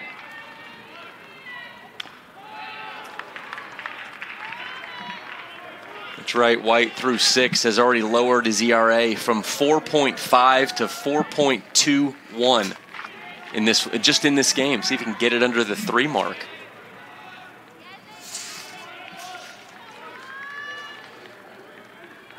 LaGreco, the RBI single to score Fry with Northwestern's only run back in the first. That borderline high pitch consistently called the ball. Langford has been consistent behind home plate tonight. Yeah, he likes the low one. Early on in this game, you saw Parker White missing high. He's really commanded himself from there as you see a breaking ball catch the inner half of the plate. A beautiful pitch on 1-1. That was something Thibodeau mentioned to us, was that if he has his off-speed pitches working, he can be very effective, and he's had it most of today. High fastball, nice pick at short by Morales. Low throw to first, and it's picked out by Gage Tier.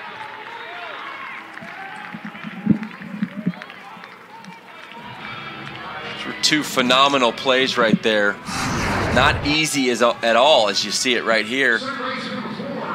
Morales, pick, and a pick by Tier on the receiving side. You see that sometimes, Robert, with the shortstop. They get the hard part out of the way, they set themselves, and they almost lose their momentum, and they don't have enough on the throw. Very different than the deep shortstop where you're throwing off your back foot and you put everything on it. It seemed like he just left it a little short there. Yeah, you have time to think about it, because you've got that quick glove, and you can take a couple steps and fire it, whereas you just mentioned where you're just reacting. Here's Luke Watson. He's grounded into 2 double plays in the first and the fourth. So he said a big day yesterday, 2 walks, 2 singles, including a big base hit in the 9th. Part of the Northwestern rally against Southeastern for the win.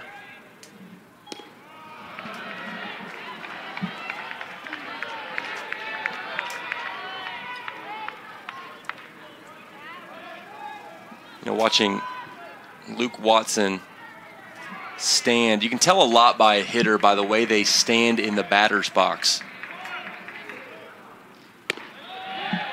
Watson's got that left foot forward with his back foot back a little bit, a la Giancarlo Stanton, as you see where he's trying to take the ball to right field, trying to take it up the middle and to right field.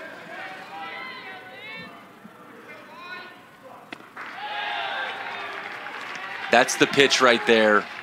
If you have that approach, if you're trying to go up the middle or away, it's that inside fastball that's tough to get around on because your front foot's nearly blocking that portion of the plate. Out to center field. Chet Niehaus in the alleyway. 2 outs.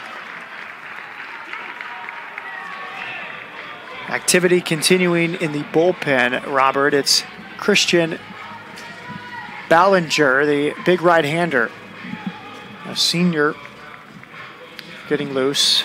So we've seen a few different pitchers down there. Previously it was the freshman Brandon Andrews. We've seen a couple lefties. Now Ballinger. It looks like Coach Thibodeau's working each inning individually. Down to Bell. He bobbles it, can't recover. Now Brady Bell, so smooth earlier in the game, starting a couple double plays. Kept it in front, but couldn't retrieve the baseball fast enough.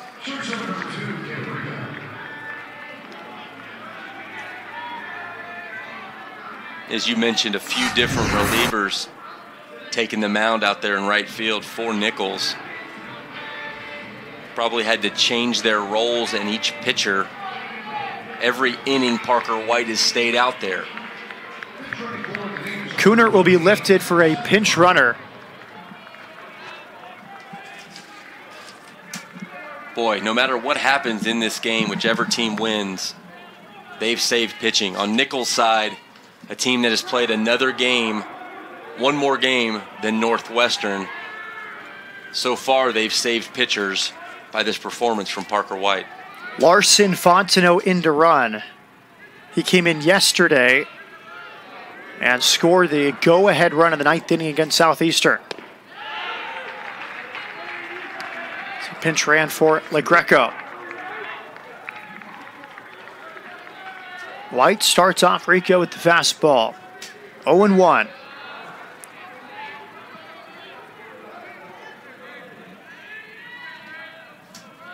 Fontenot bluffs a steal. It's lofted into shallow center field. That's down for a base hit. Fontenot wisely stops at second. A blue base hit. And the Demons have something going here with 2 outs. And I've seen this throughout this game. I don't know where it happened. But Rika, you can see him out of the box. He's gingerly running. It's been the whole game, even at shortstop when he's had to, or excuse me, where he's had to make some plays. Yeah, at shortstop. Something's not right with an ankle or a knee. You know, the go-ahead run is at second base. And it's not Rika, but still, he's even limping, walking back to the bag. Seth Thibodeau out to the mound. And he's made the call to the bullpen. So the big right-hander, Christian Ballinger, will come in. The senior on in a big situation for the Colonels.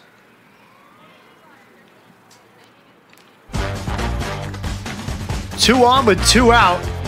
Ballinger into the game.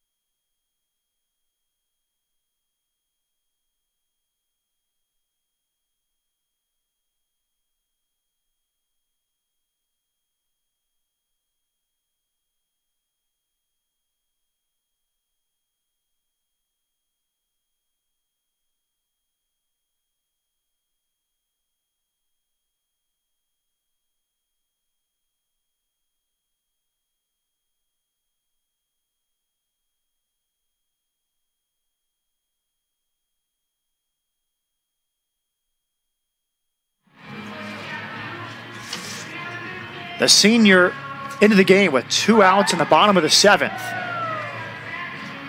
Northwestern State with just 3 hits so far, but how many of these 2-out rallies are born? An error and a blue base hit, and suddenly 2 runners on for the Demons, trying to go to 3-0 here in the Southland Conference Tournament. A win here would move them to the championship game tomorrow night. Nichols trying to force another game tomorrow, which would be a rematch. And what is a de facto semifinal.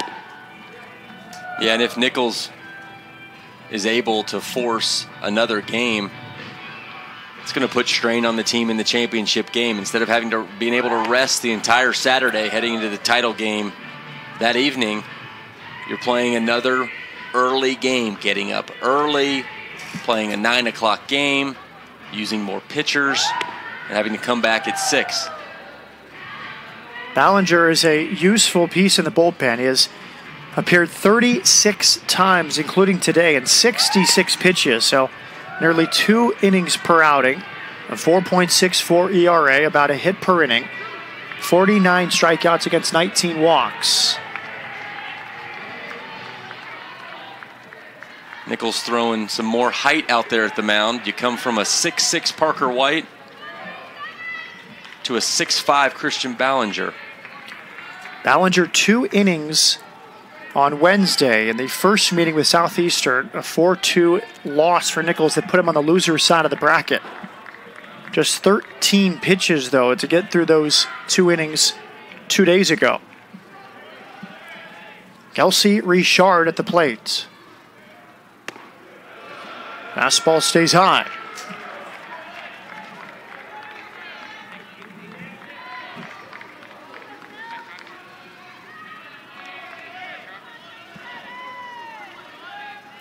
Here's what we talked about, Matt. Situations with 2 outs and runners in scoring position. There just hasn't been that many of them this game. Now you got first and second with 2 outs in the bottom of the 7th. Ballinger pitching for the second time today. He worked 2 2/3 innings in the come-from-behind victory against Southeastern this morning through 51 pitches. Gave up 3 unearned runs on 3 hits. Unique for Ballinger.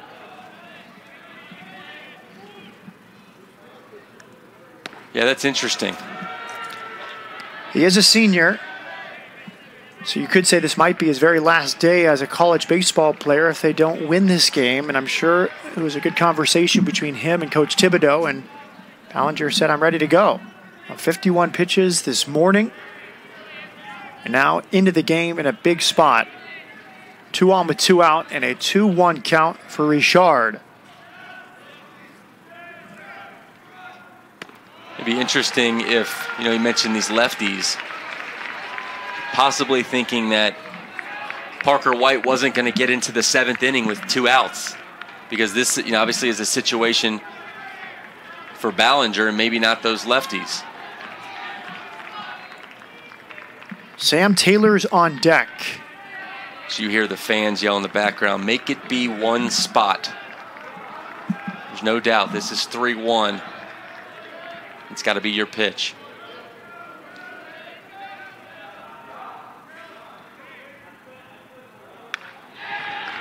A hittable pitch. He was right on it, but fouls it back. It's fun to hear the chatter oftentimes from the parents.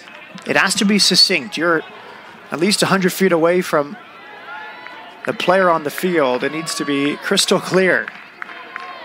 I was always the type that you could hear everything.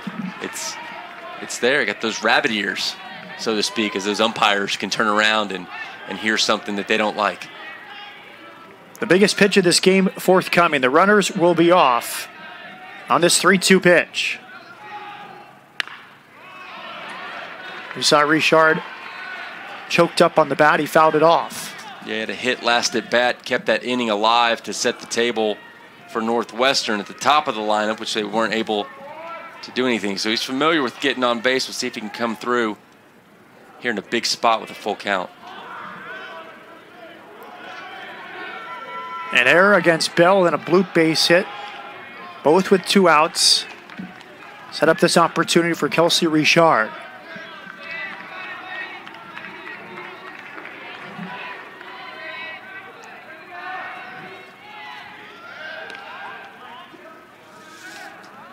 Fontenot back to second base. The pinch runner represents the possible go-ahead run. Now, senior versus senior. Richard, a senior out of Jennings, Louisiana, and Sam Houston High School.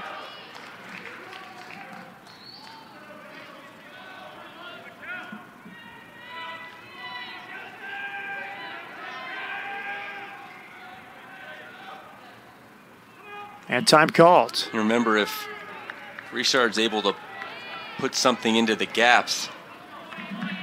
Rika at first has been limping around, so don't be surprised if they were to hold him up at third.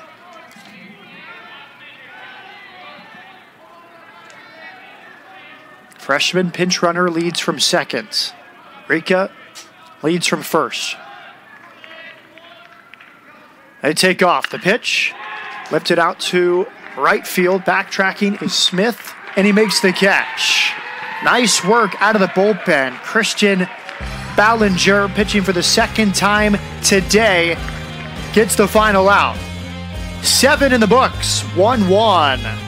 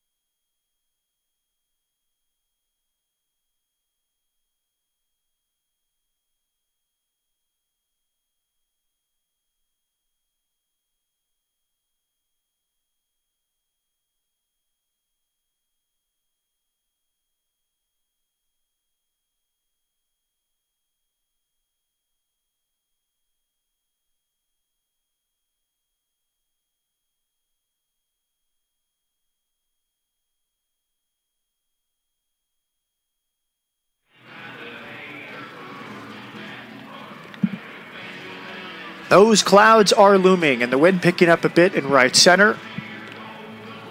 Some spectacular clouds. We have sunshine beyond left field. The lights slowly taking effect. Life in southeast Texas in late May. You never know what you're going to get. Flip a coin, but hey, it sure beats the sun, especially for some of these outfielders that are having to battle that or had to battle that earlier today.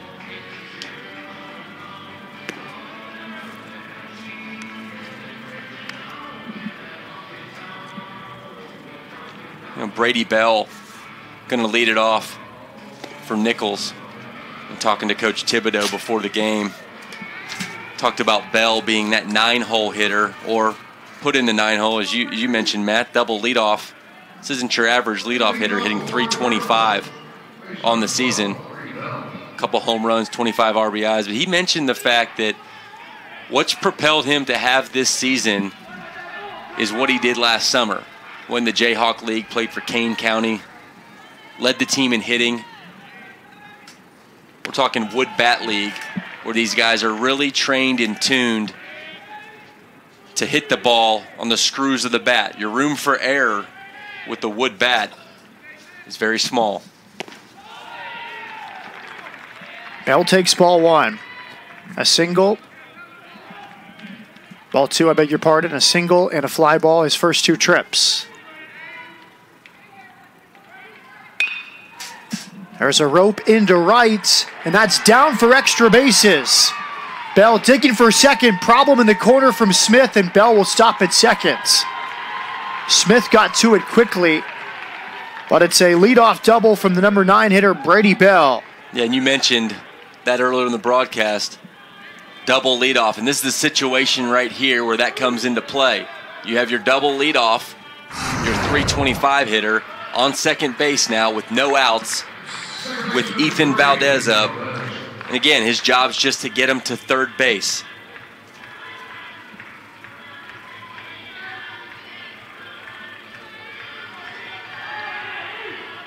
Now Valdez, one of the heroes of Game 1, came across with the tying run. Morales followed on the same play with the winning run. He squares to bunt. Pops it up, foul ground. Taylor makes the catch.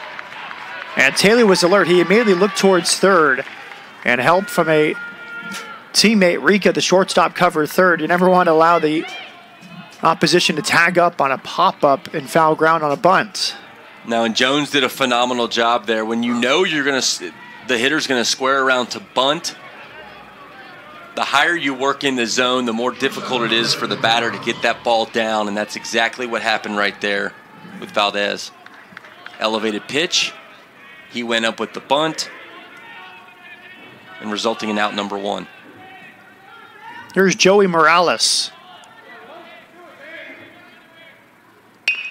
Base hit into right. Smith will get there, and they'll hold the base runner at second. Now Bell stops at third.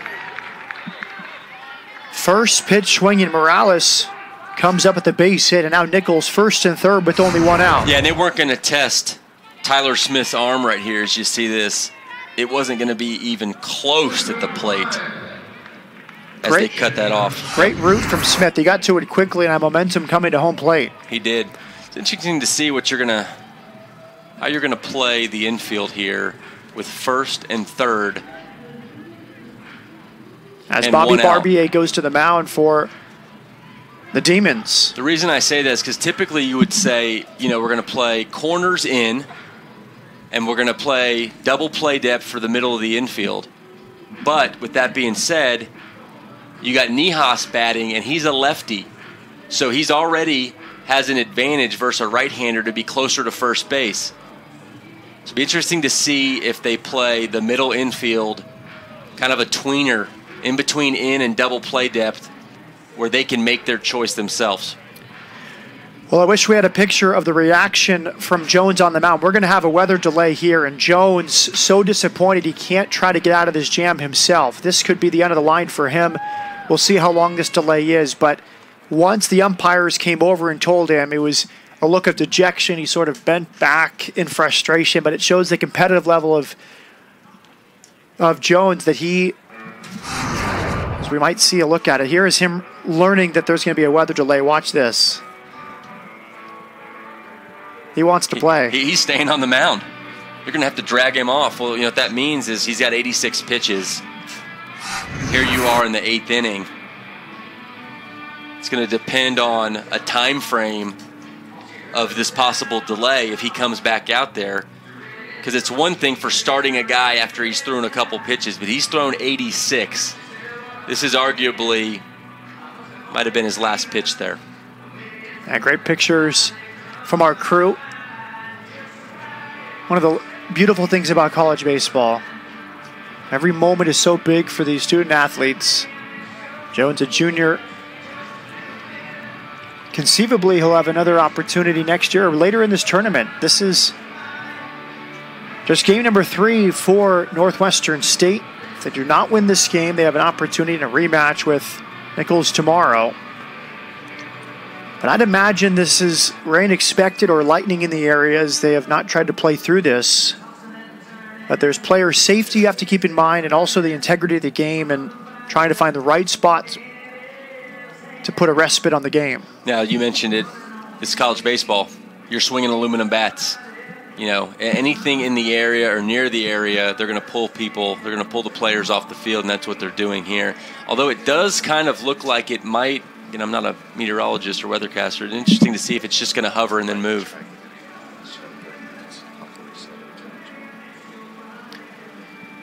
Well, we've had a lightning strike within 8 miles, and anytime that happens, we'll have a 30-minute weather delay. So, at minimum, a 30-minute weather delay here in Sugar Land. That means the soonest we'd begin would be 7:30 Central Time.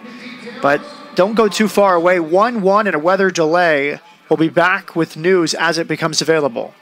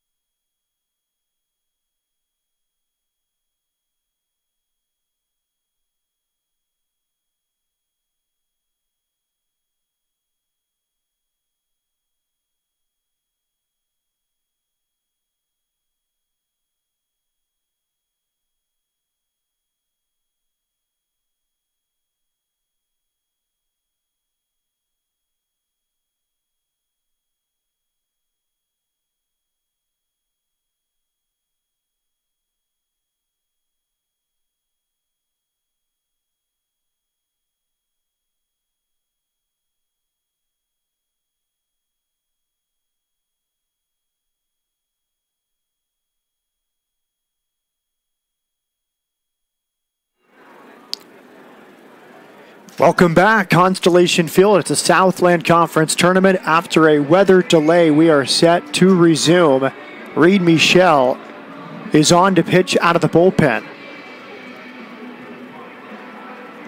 Now, Reed Michael, the lefty comes in, and one of the last shots we had, Robert, at the end of the start of the broadcast before the weather delay was Nathan Jones, fairly upset with the weather delay as he wanted to work out of this jam. Yeah, it was Nathan Jones, and boy, did he pitch a good game, and unfortunately, he's not going to be able to finish this one. He ended with 86 pitches, but this weather delay was a little bit too long for the starter who went into the 8th inning to come back out here and be able to re-warm up and get back out of here on the mound. And boy, is it a situation right here that Michael needs to get out of. You got runners at the corners with one out, and we talked about this before it went into a weather delay of how are they going to play them up the middle as far as double play depth or as far as the corners in. Be interesting to see how they line up in the middle infield. Reed Michael, a Mississippi native, comes into this game before the weather delay. Here's how the 8th inning began. Number 9 hitter Brady Bell ripped a double to right. Then Ethan Valdez tried to bunt his way on, but popped it up. And Joey Morales, a single to right. They held Bell at third.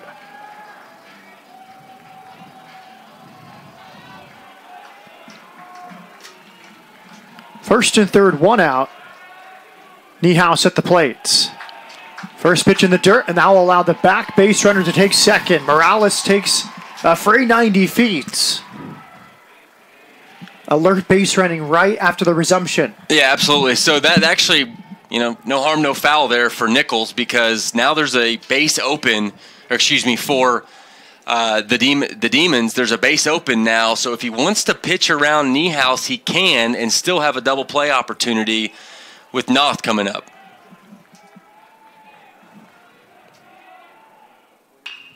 Base hit into right field. Nichols has its first lead of the game. The stop sign is up, and the throw is airmailed all the way to the backstop.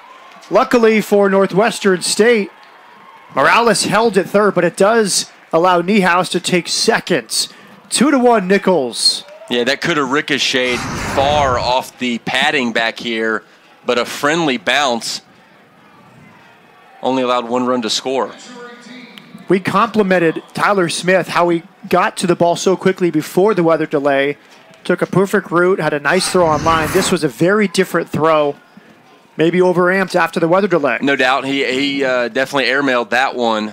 But, again, a favorable bounce. And so, again, same situation, second and third with first base open. It'll be interesting to see how he pitches Noth. The infield comes in for Northwestern State, and the first pitch is high. Kyle Noth, the cleanup batter, 0 for 3 today.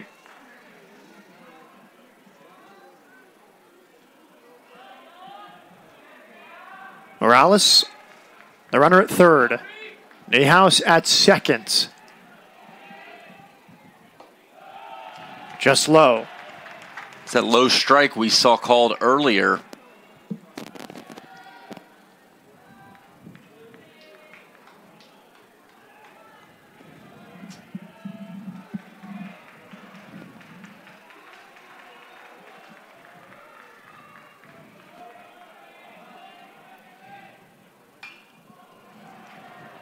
Foul back 2-1. I was going to say, if it got to 3-0, it'd be interesting to see what they would do.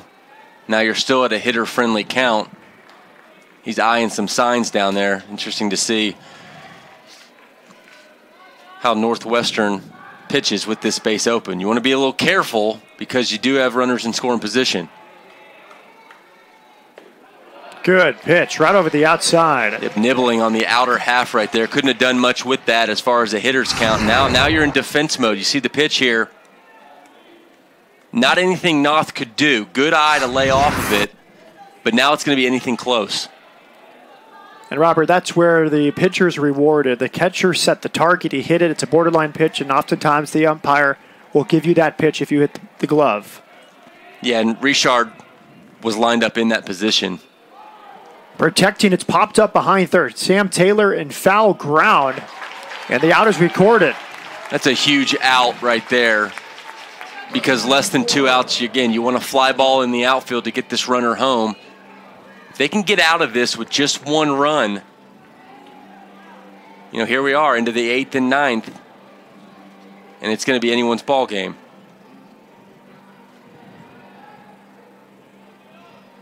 Here's Lee Clark. Scored the first run of the 4th inning, that 2-out triple out to left field when Lenny Cooner took a circuitous route to the ball. Outside pitch, ball 1. That was with 2 outs, and he came in to score on Zane Washington's RBI double. Nichols coming back from deficits throughout today. They overcame 2 deficits against Southeastern, including a 5-run 9th inning to win it. Yeah, they'll be playing from the lead, at least heading into the bottom of the 8th, something they haven't done here in Sugar Land.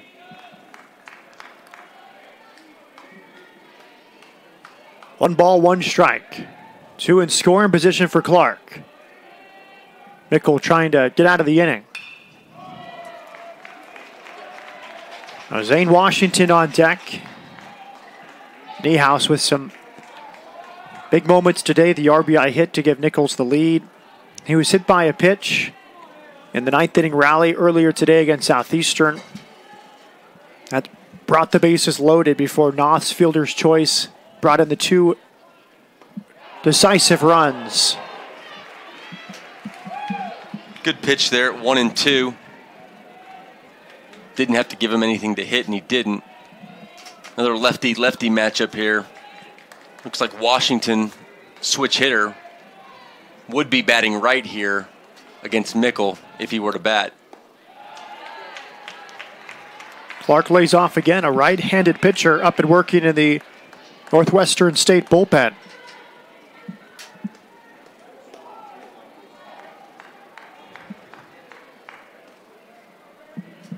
Richard constantly looking over in the bullpen to get these signs. It hasn't been the case the entire game.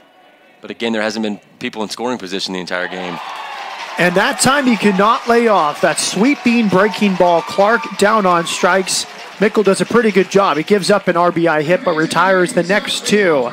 Northwestern State trailing for the first time as we go to the last of the 8th.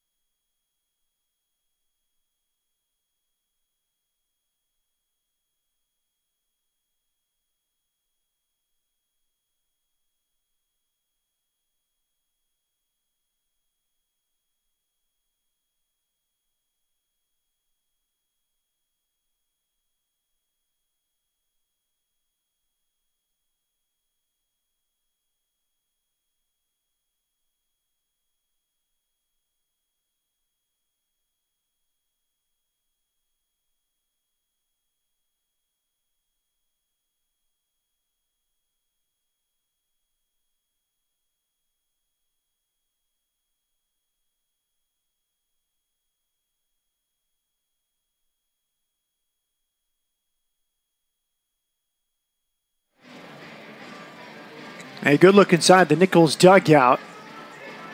They've staved off 2 elimination games and now on the verge of winning a 3rd straight,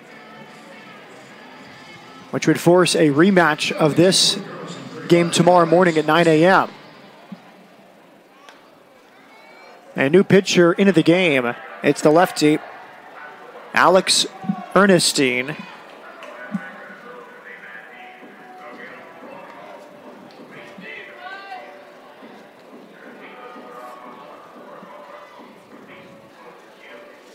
Ernestine getting loose.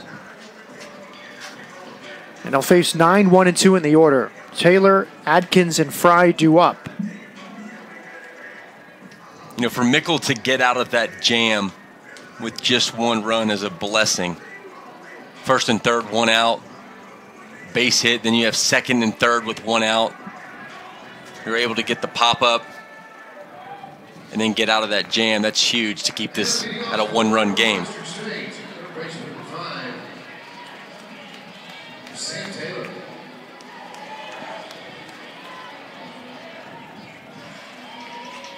Ernestine, predominantly a starter this year, 16 starts.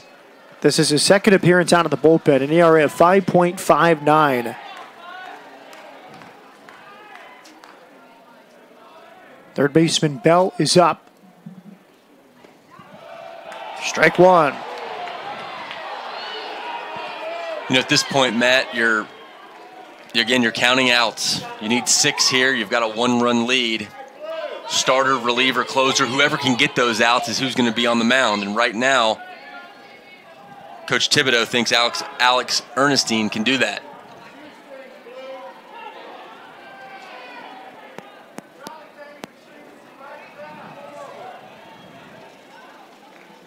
Now the home plate umpire, Ken Langford, writing something in his book as you see Coach Barbier speaking with Quan Atkins, who's on deck.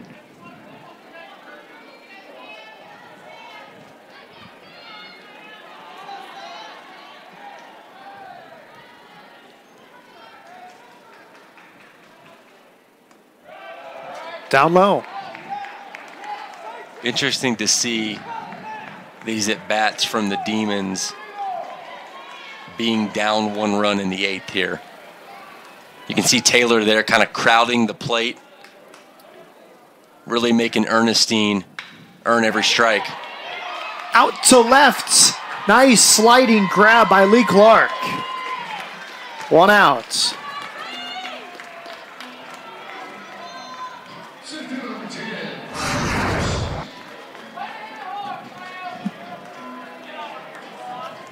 Sinking line drive. A nice catch. Clark there in great position. Didn't really have to move much, just up there.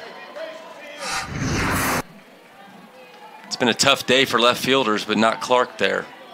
Big play from the senior. Now the top of the order, Quan Atkins. Interestingly, when we spoke with Coach Thibodeau before the game, Alex Ernestine is one he said could throw 1 or 2 innings tonight. So as he starts the 8th inning, if things go well, they could see him try to close this game out, try to get the last 6 outs. Bunted up the first base side, fielded there. And a late flip, a bunt hiss for Atkins.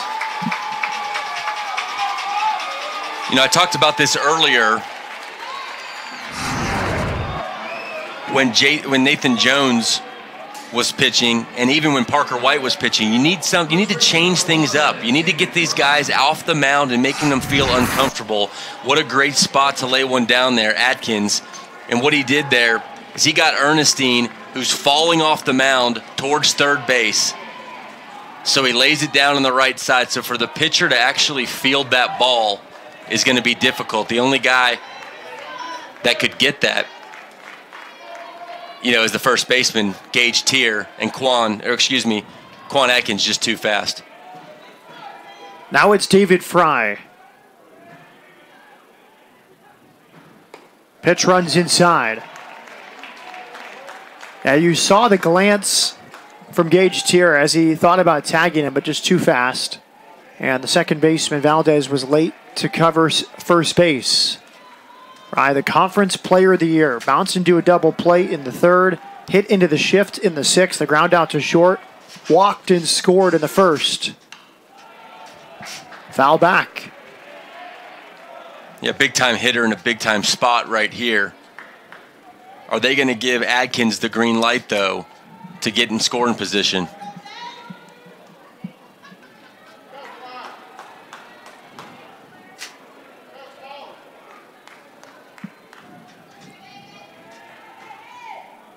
Fry swings and drills it to center field. Dive from Niehaus, it gets past him. Atkins races into 3rd. They're going to wave him in. Fry digging for 3rd. Here's the throw. He's safe. Northwestern ties it up on a triple from David Fry.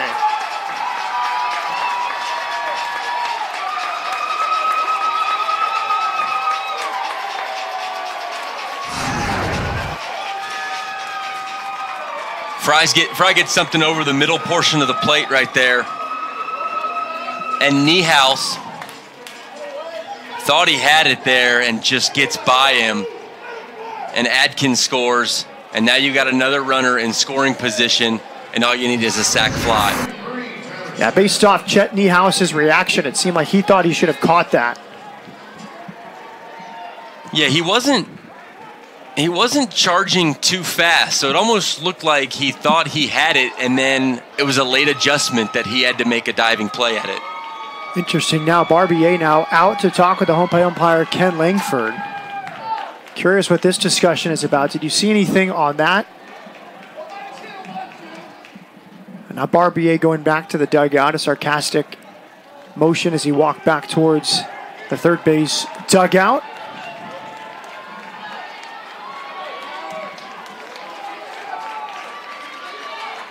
And now here comes the pitching coach for Nichols. Out to the mound. Well, this game's had its stops and starts. I remember right before the weather delay, it was Northwestern State. As we take another look at the play at third. A good call. And the celebrations behind Fry.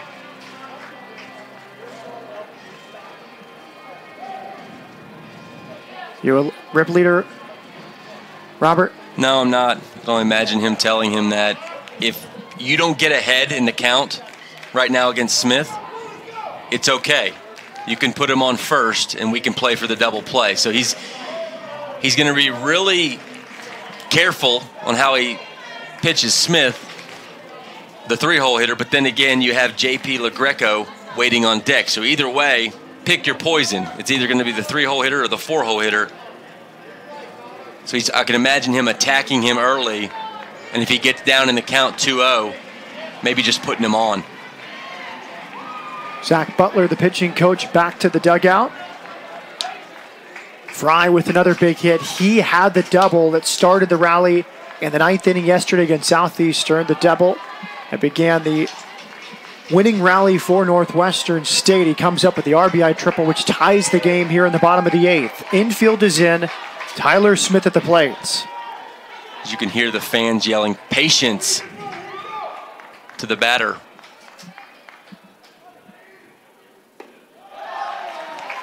Patience is right. He's going to need something elevated to where he can bring home Fry. Fry, good speed at third. A visit to the mound from Noth as he goes to speak with Alex Ernestine. Seeing that bunt from Atkins in his speed, I'm surprised we haven't seen that more this week here in Sugar Land. No, absolutely. That's just complete back control.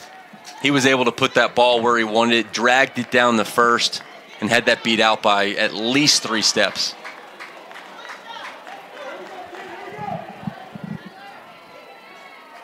The 1-0. Just missed. Inside, maybe low. Goes with the 1-0 breaking ball right there. So here's the position at 2-0 where you don't want to give Smith anything to hit. So don't be surprised if Ernestine is pitching around him here.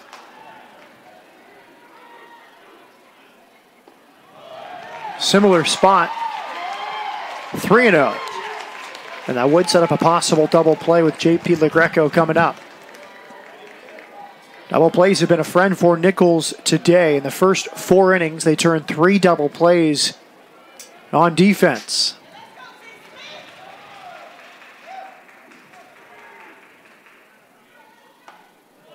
A high strike is called.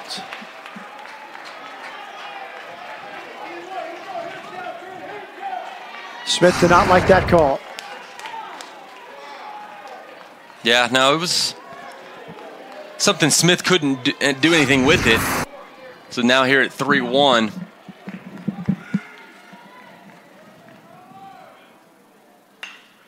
Chopped right back over the mound off the glove of Ernestine. He's going to throw home, not in time. Morales elected to try to get the go-ahead run. Fry, the throw was late. fielder's choice RBI for Smith. Northwestern is right back in front.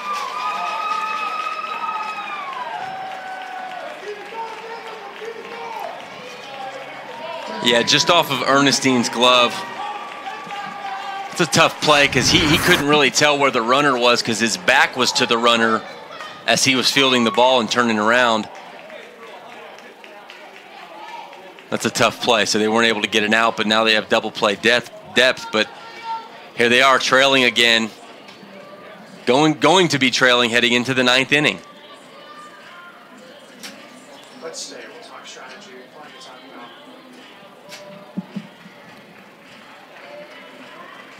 now. Now here's Caden Hatcher, the senior righty out of Ponte Vedra Beach, Florida. Another junior college transfer out of South Georgia Community College.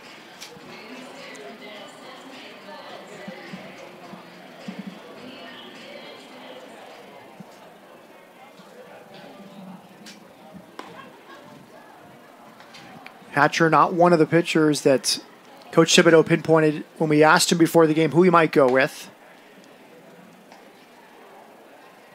And as Nichols plays its second game today, its 4th game in 3 days, coming out of the loser's bracket.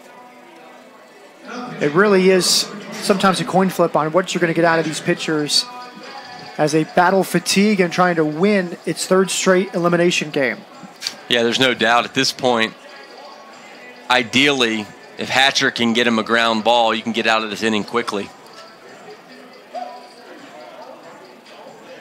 But the damage is done. Northwestern with 2 on the board in the bottom of the 8th to take the lead.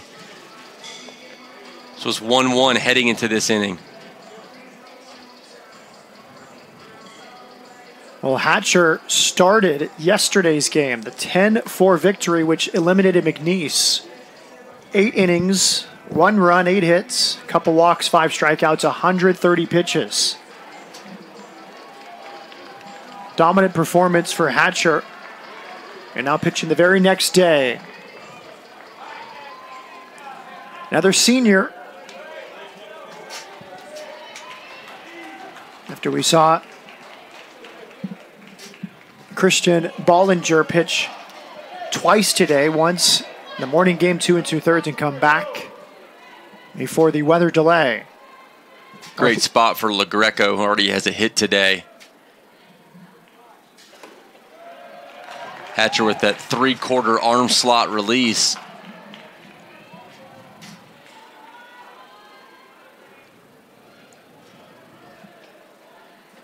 Very rarely do you see a pitcher that leads the team in ERA and also leads an opponent's batting average or close to it at .314.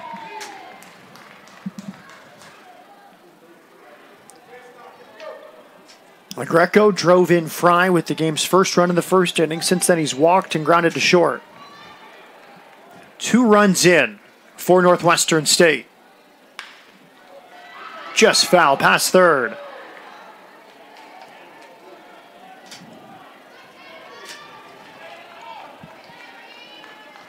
By this point, Northwestern State is used to playing these close games, Robert. 2-1 victory over McNeese Wednesday morning to start the tournament. 5-1 come-from-behind victory with 5 runs in the 9th inning in the afternoon game yesterday. Runner goes, the pitch is low, here's the throw down, and he's safe. Smith steals second.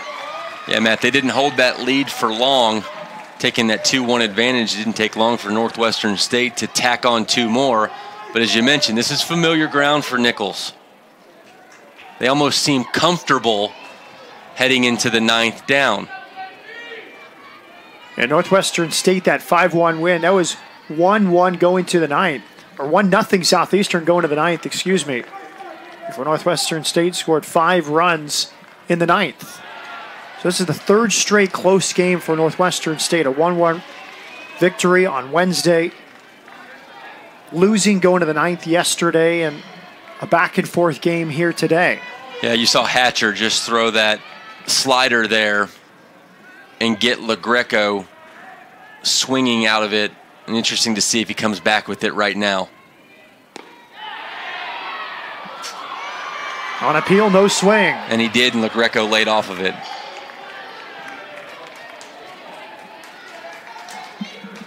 Full count, still only 1 out. Smith at second after his steal.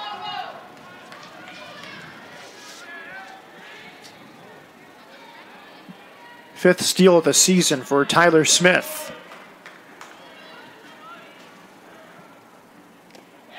Swung on and missed. Nice pitch by Hatcher. He saw LaGreco flail at that second strike he threw him and went back with 2 more breaking balls and got him to chase it 3-2. That's confidence in a pitch if you're willing to throw it in a game like this with a 3-2 count. Granted, you do have first base open, but still. Luke Watson due up. He's twice bounced into a double play. His last time a fly ball to center. Time called. By the way, in the 9th inning, due up for Nichols, Zane Washington, Dylan Bell, engaged here. 6, 7, and 8 in the order. Perhaps against Reed Mickle, who pitched the 8th. Low pitch called a strike. And boy, would Nichols just want to get to that 9 hole at Brady Bell. That lower portion of the lineup, it's almost a blessing for Nichols to have them up coming up in the bottom of the 9th.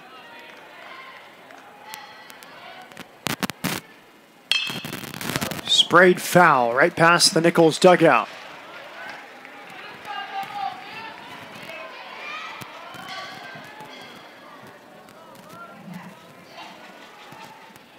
Oh, 2 here for Watson. He's just trying to protect,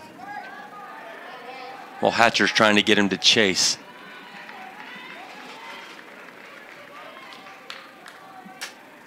And I should say, Dylan Bell was pinch ran for in the 7th, so it will not be Bell. It will be Washington, a pinch hitter, and then Tier. 0-2 the count.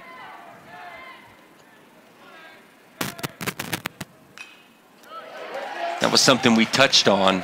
As soon as that happened, you're going to take a guy that had hit a 2-run home run earlier in the day. Can't insert him back in because you used a pinch runner there. So now it's either going to be Champ Davidson or another pinch hitter. And my guess would be a pinch hitter. Davison, 10 at-bats on the season.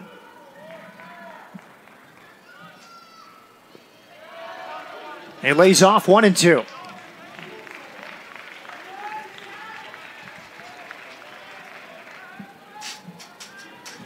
Inning started with an out. Fly ball to left off the bat of Taylor. That nice sliding catch by Lee Clark. Bunt base hit from Atkins. Fry followed with an RBI triple as Chetney House laid out for the catch. He got past him. Foul back. Smith followed. A ground ball up the middle off the glove of the pitcher, and then Morales tried to go home. Everyone was safe. Hatcher came on, struck out LaGreco, and here we are, 0-2 count on Luke Watson. Lenny Kuhnert would be next. Good response from Northwestern State after Nichols tied it up in the top half.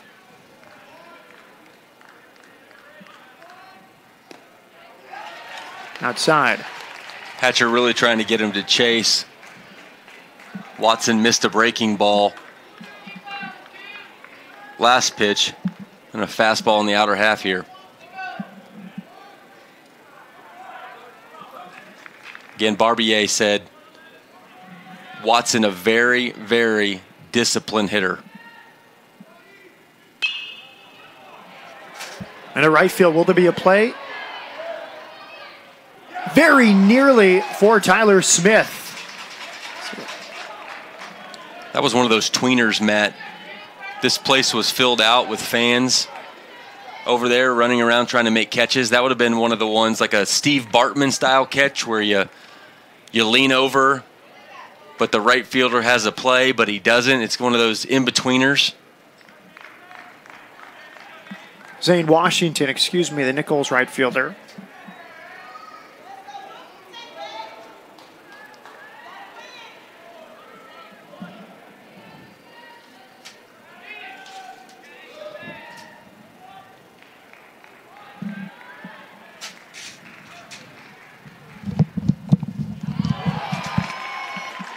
And it hit him on 2-2. Watson hit by the pitch. A mistake from Hatcher.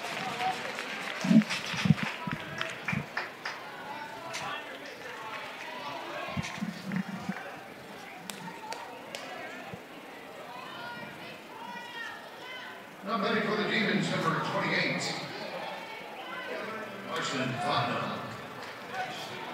Here's Fontenot. He was the pinch runner in the 7th inning. Pinch ran for Cunard, so it's Fontenot batting for the first time today.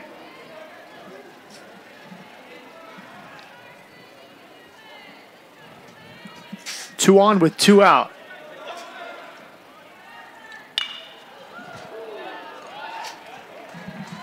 Oh and 1.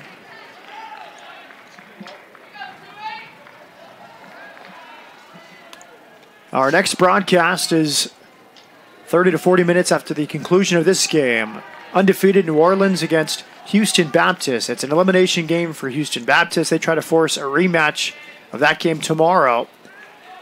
HBU eliminated Sam Houston State, a come-from-behind 6-4 victory this afternoon. 4-1 Sam Houston State in the middle innings, 5 unanswered runs from HBU.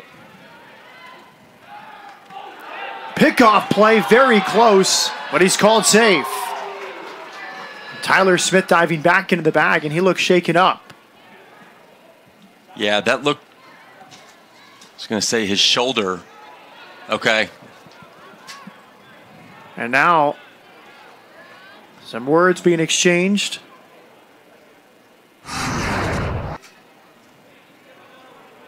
And if you've learned anything from the McLennan-Cisco issue or situation that happened in junior college when everybody from the dugout ran onto the field and there wasn't a fight and both teams got disqualified, it's this here where nobody's running out there because words were exchanged. Ethan Valdez, the second baseman, took the throw. Perhaps contesting it was a hard tag or something happened there, but everything looked clean to me.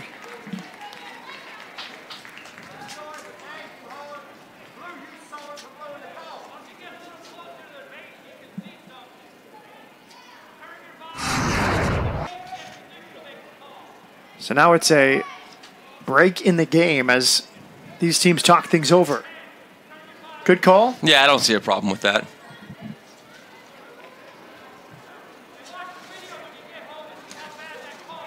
I think Smith might have thought that the tag there. Something in there?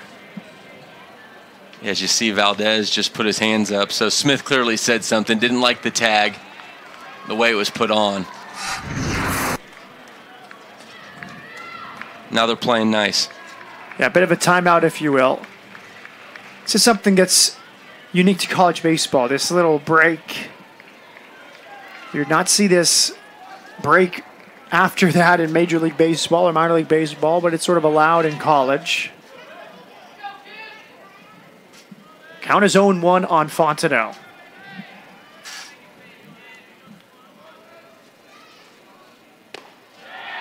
Good fastball, swung on and missed. Making Hatcher throw some pitches here. 16 already. We know he has already pitched in this tournament.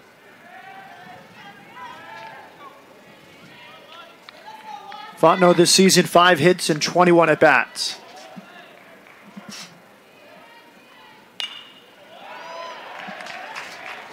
Stays alive, fouling it off. Good breaking ball there by Hatcher. This would be a big, big insurance run for the Demons if they're able to plate Smith.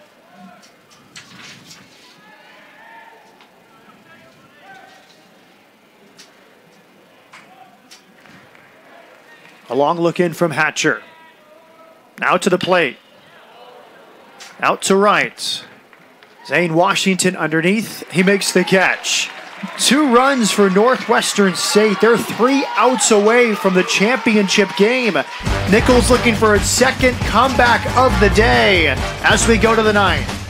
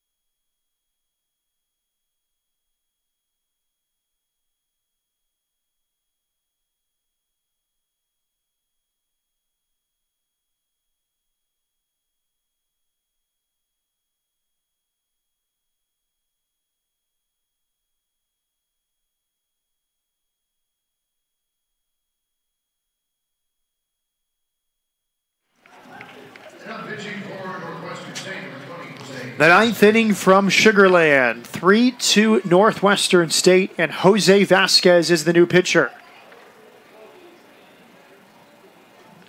A first here in Sugar Land, as you talked about, Robert. Only 4 pitchers needed in the first 2 games. Halad closed out the opening game.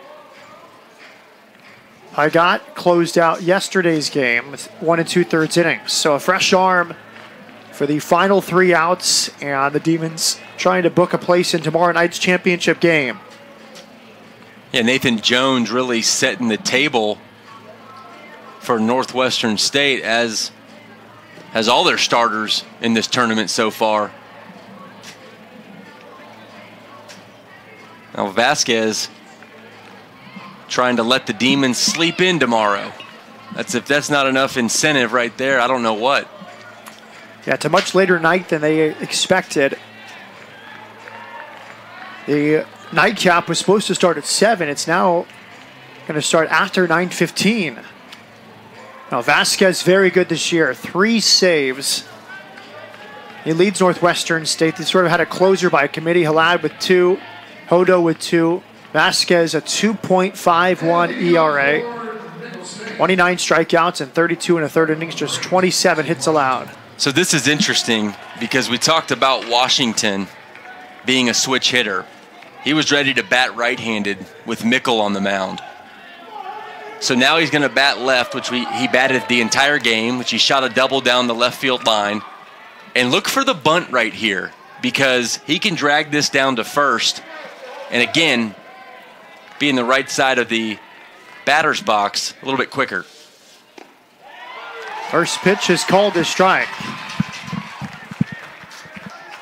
Interestingly, Robert, the man on deck, Champ Davison, 0 for 10 on the year. Maybe just a decoy for Northwestern State. 0-2. This is what you want right here. Vasquez coming out there, and he's like, here's my fastball. See it, come and hit it. And attacking the zone early, 0-2. Now he has him in control and can make Washington chase something. Zane Washington, the freshman, stays alive. Washington, an opposite field double in the 4th, which tied the game.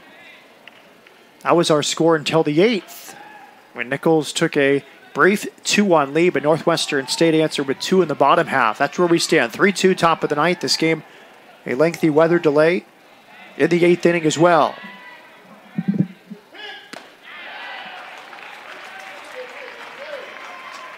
Haven't seen anything but fastballs from Vasquez.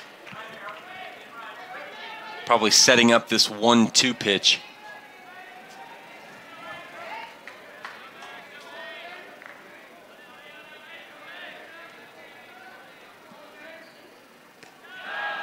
Two and two.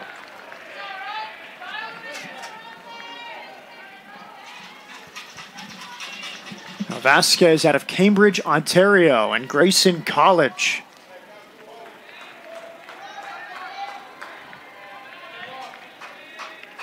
The lone Canadian on this roster. Swung on it, missed.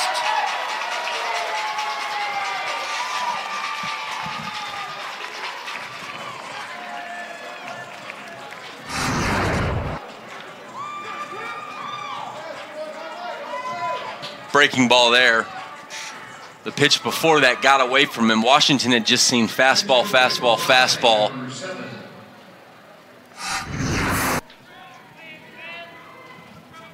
We will have a pinch hitter for Nichols. Nathan Tribble stands in. 7 hits and 32 at-bats on the year. Another freshman. Louisiana native stands in. The biggest at-bat of his college career. Boy, wouldn't this be a spot for Bell, who has home run power. Again, Bell was pinch ran for in the 7th as they brought out champ Davison in a spot where they were still trailing 1-0. Or rather, a 1-1 game, excuse me. Quickly 0-2 on Tribble.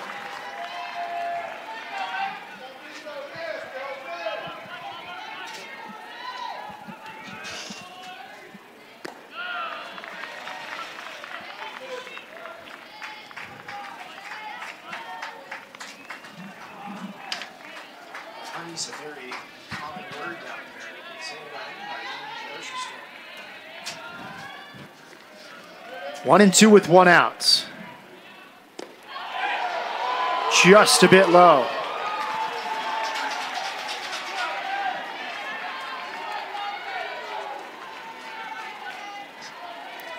Some fans want some explanation on where that one was.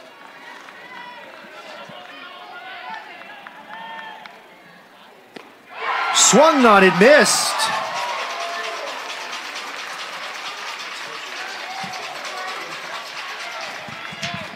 Well, Velasquez has been, as advertised, 2 swinging strikeouts, and now Northwestern State 1 out away. Another off-speed pitch. It worked against Washington. Why not throw it again? After 2 freshmen, Nichols' last hope is left to a senior, Gage Tier, the Brandon, Mississippi native. Smashes it foul right past the Demon dugout.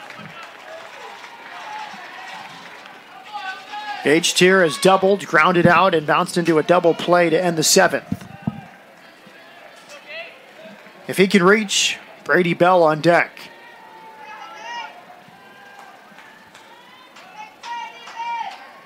Northwestern State, just 20 wins a year ago. Another weekend as the number 3 seed, and now 1 out away from the Southland championship game. Yeah, as you mentioned, getting Bell up would be huge. He's in that double leadoff role. Hitting .325 on the year, has some pop, has 2 home runs. Still going to need a runner in scoring position to get anything done. Here's the 1-1. Good. That was called a strike. That looked outside and low. Almost looked like Richard had given up on that pitch and just grabbed it to throw it back to him instead of framing it. Looked like a good take for Tier. Now, Vasquez is 1 strike away. Here's the 1-2. Strike 3 over the inside. Northwestern State is on to the Southland Tournament Championship game. The Demons 3-0. And now they can await the other side of the bracket. That's right. It's going to be either New Orleans or Houston Baptist. Houston Baptist already having 1 loss, but what a performance, and what a performance from the pitching. And this is what Coach Barbier has put his thumbprint or his fingerprint on, all the pitching. And this team right here has showed it throughout the first 3 games of the Southland Conference that what's going to get them to the title game is the guys on the hill. 5 runs to win it in the 9th inning yesterday, 2 in the 8th to win it today. We really enjoyed this one. Hope you did as well. For Robert Nagley, my name is Matt Peterson saying so long from Sugar Land, Texas, where the final score is Northwestern State 3, Nichols 2. All games airing on the ESPN networks are streaming live and archived on the ESPN app. This has been a presentation of ESPN.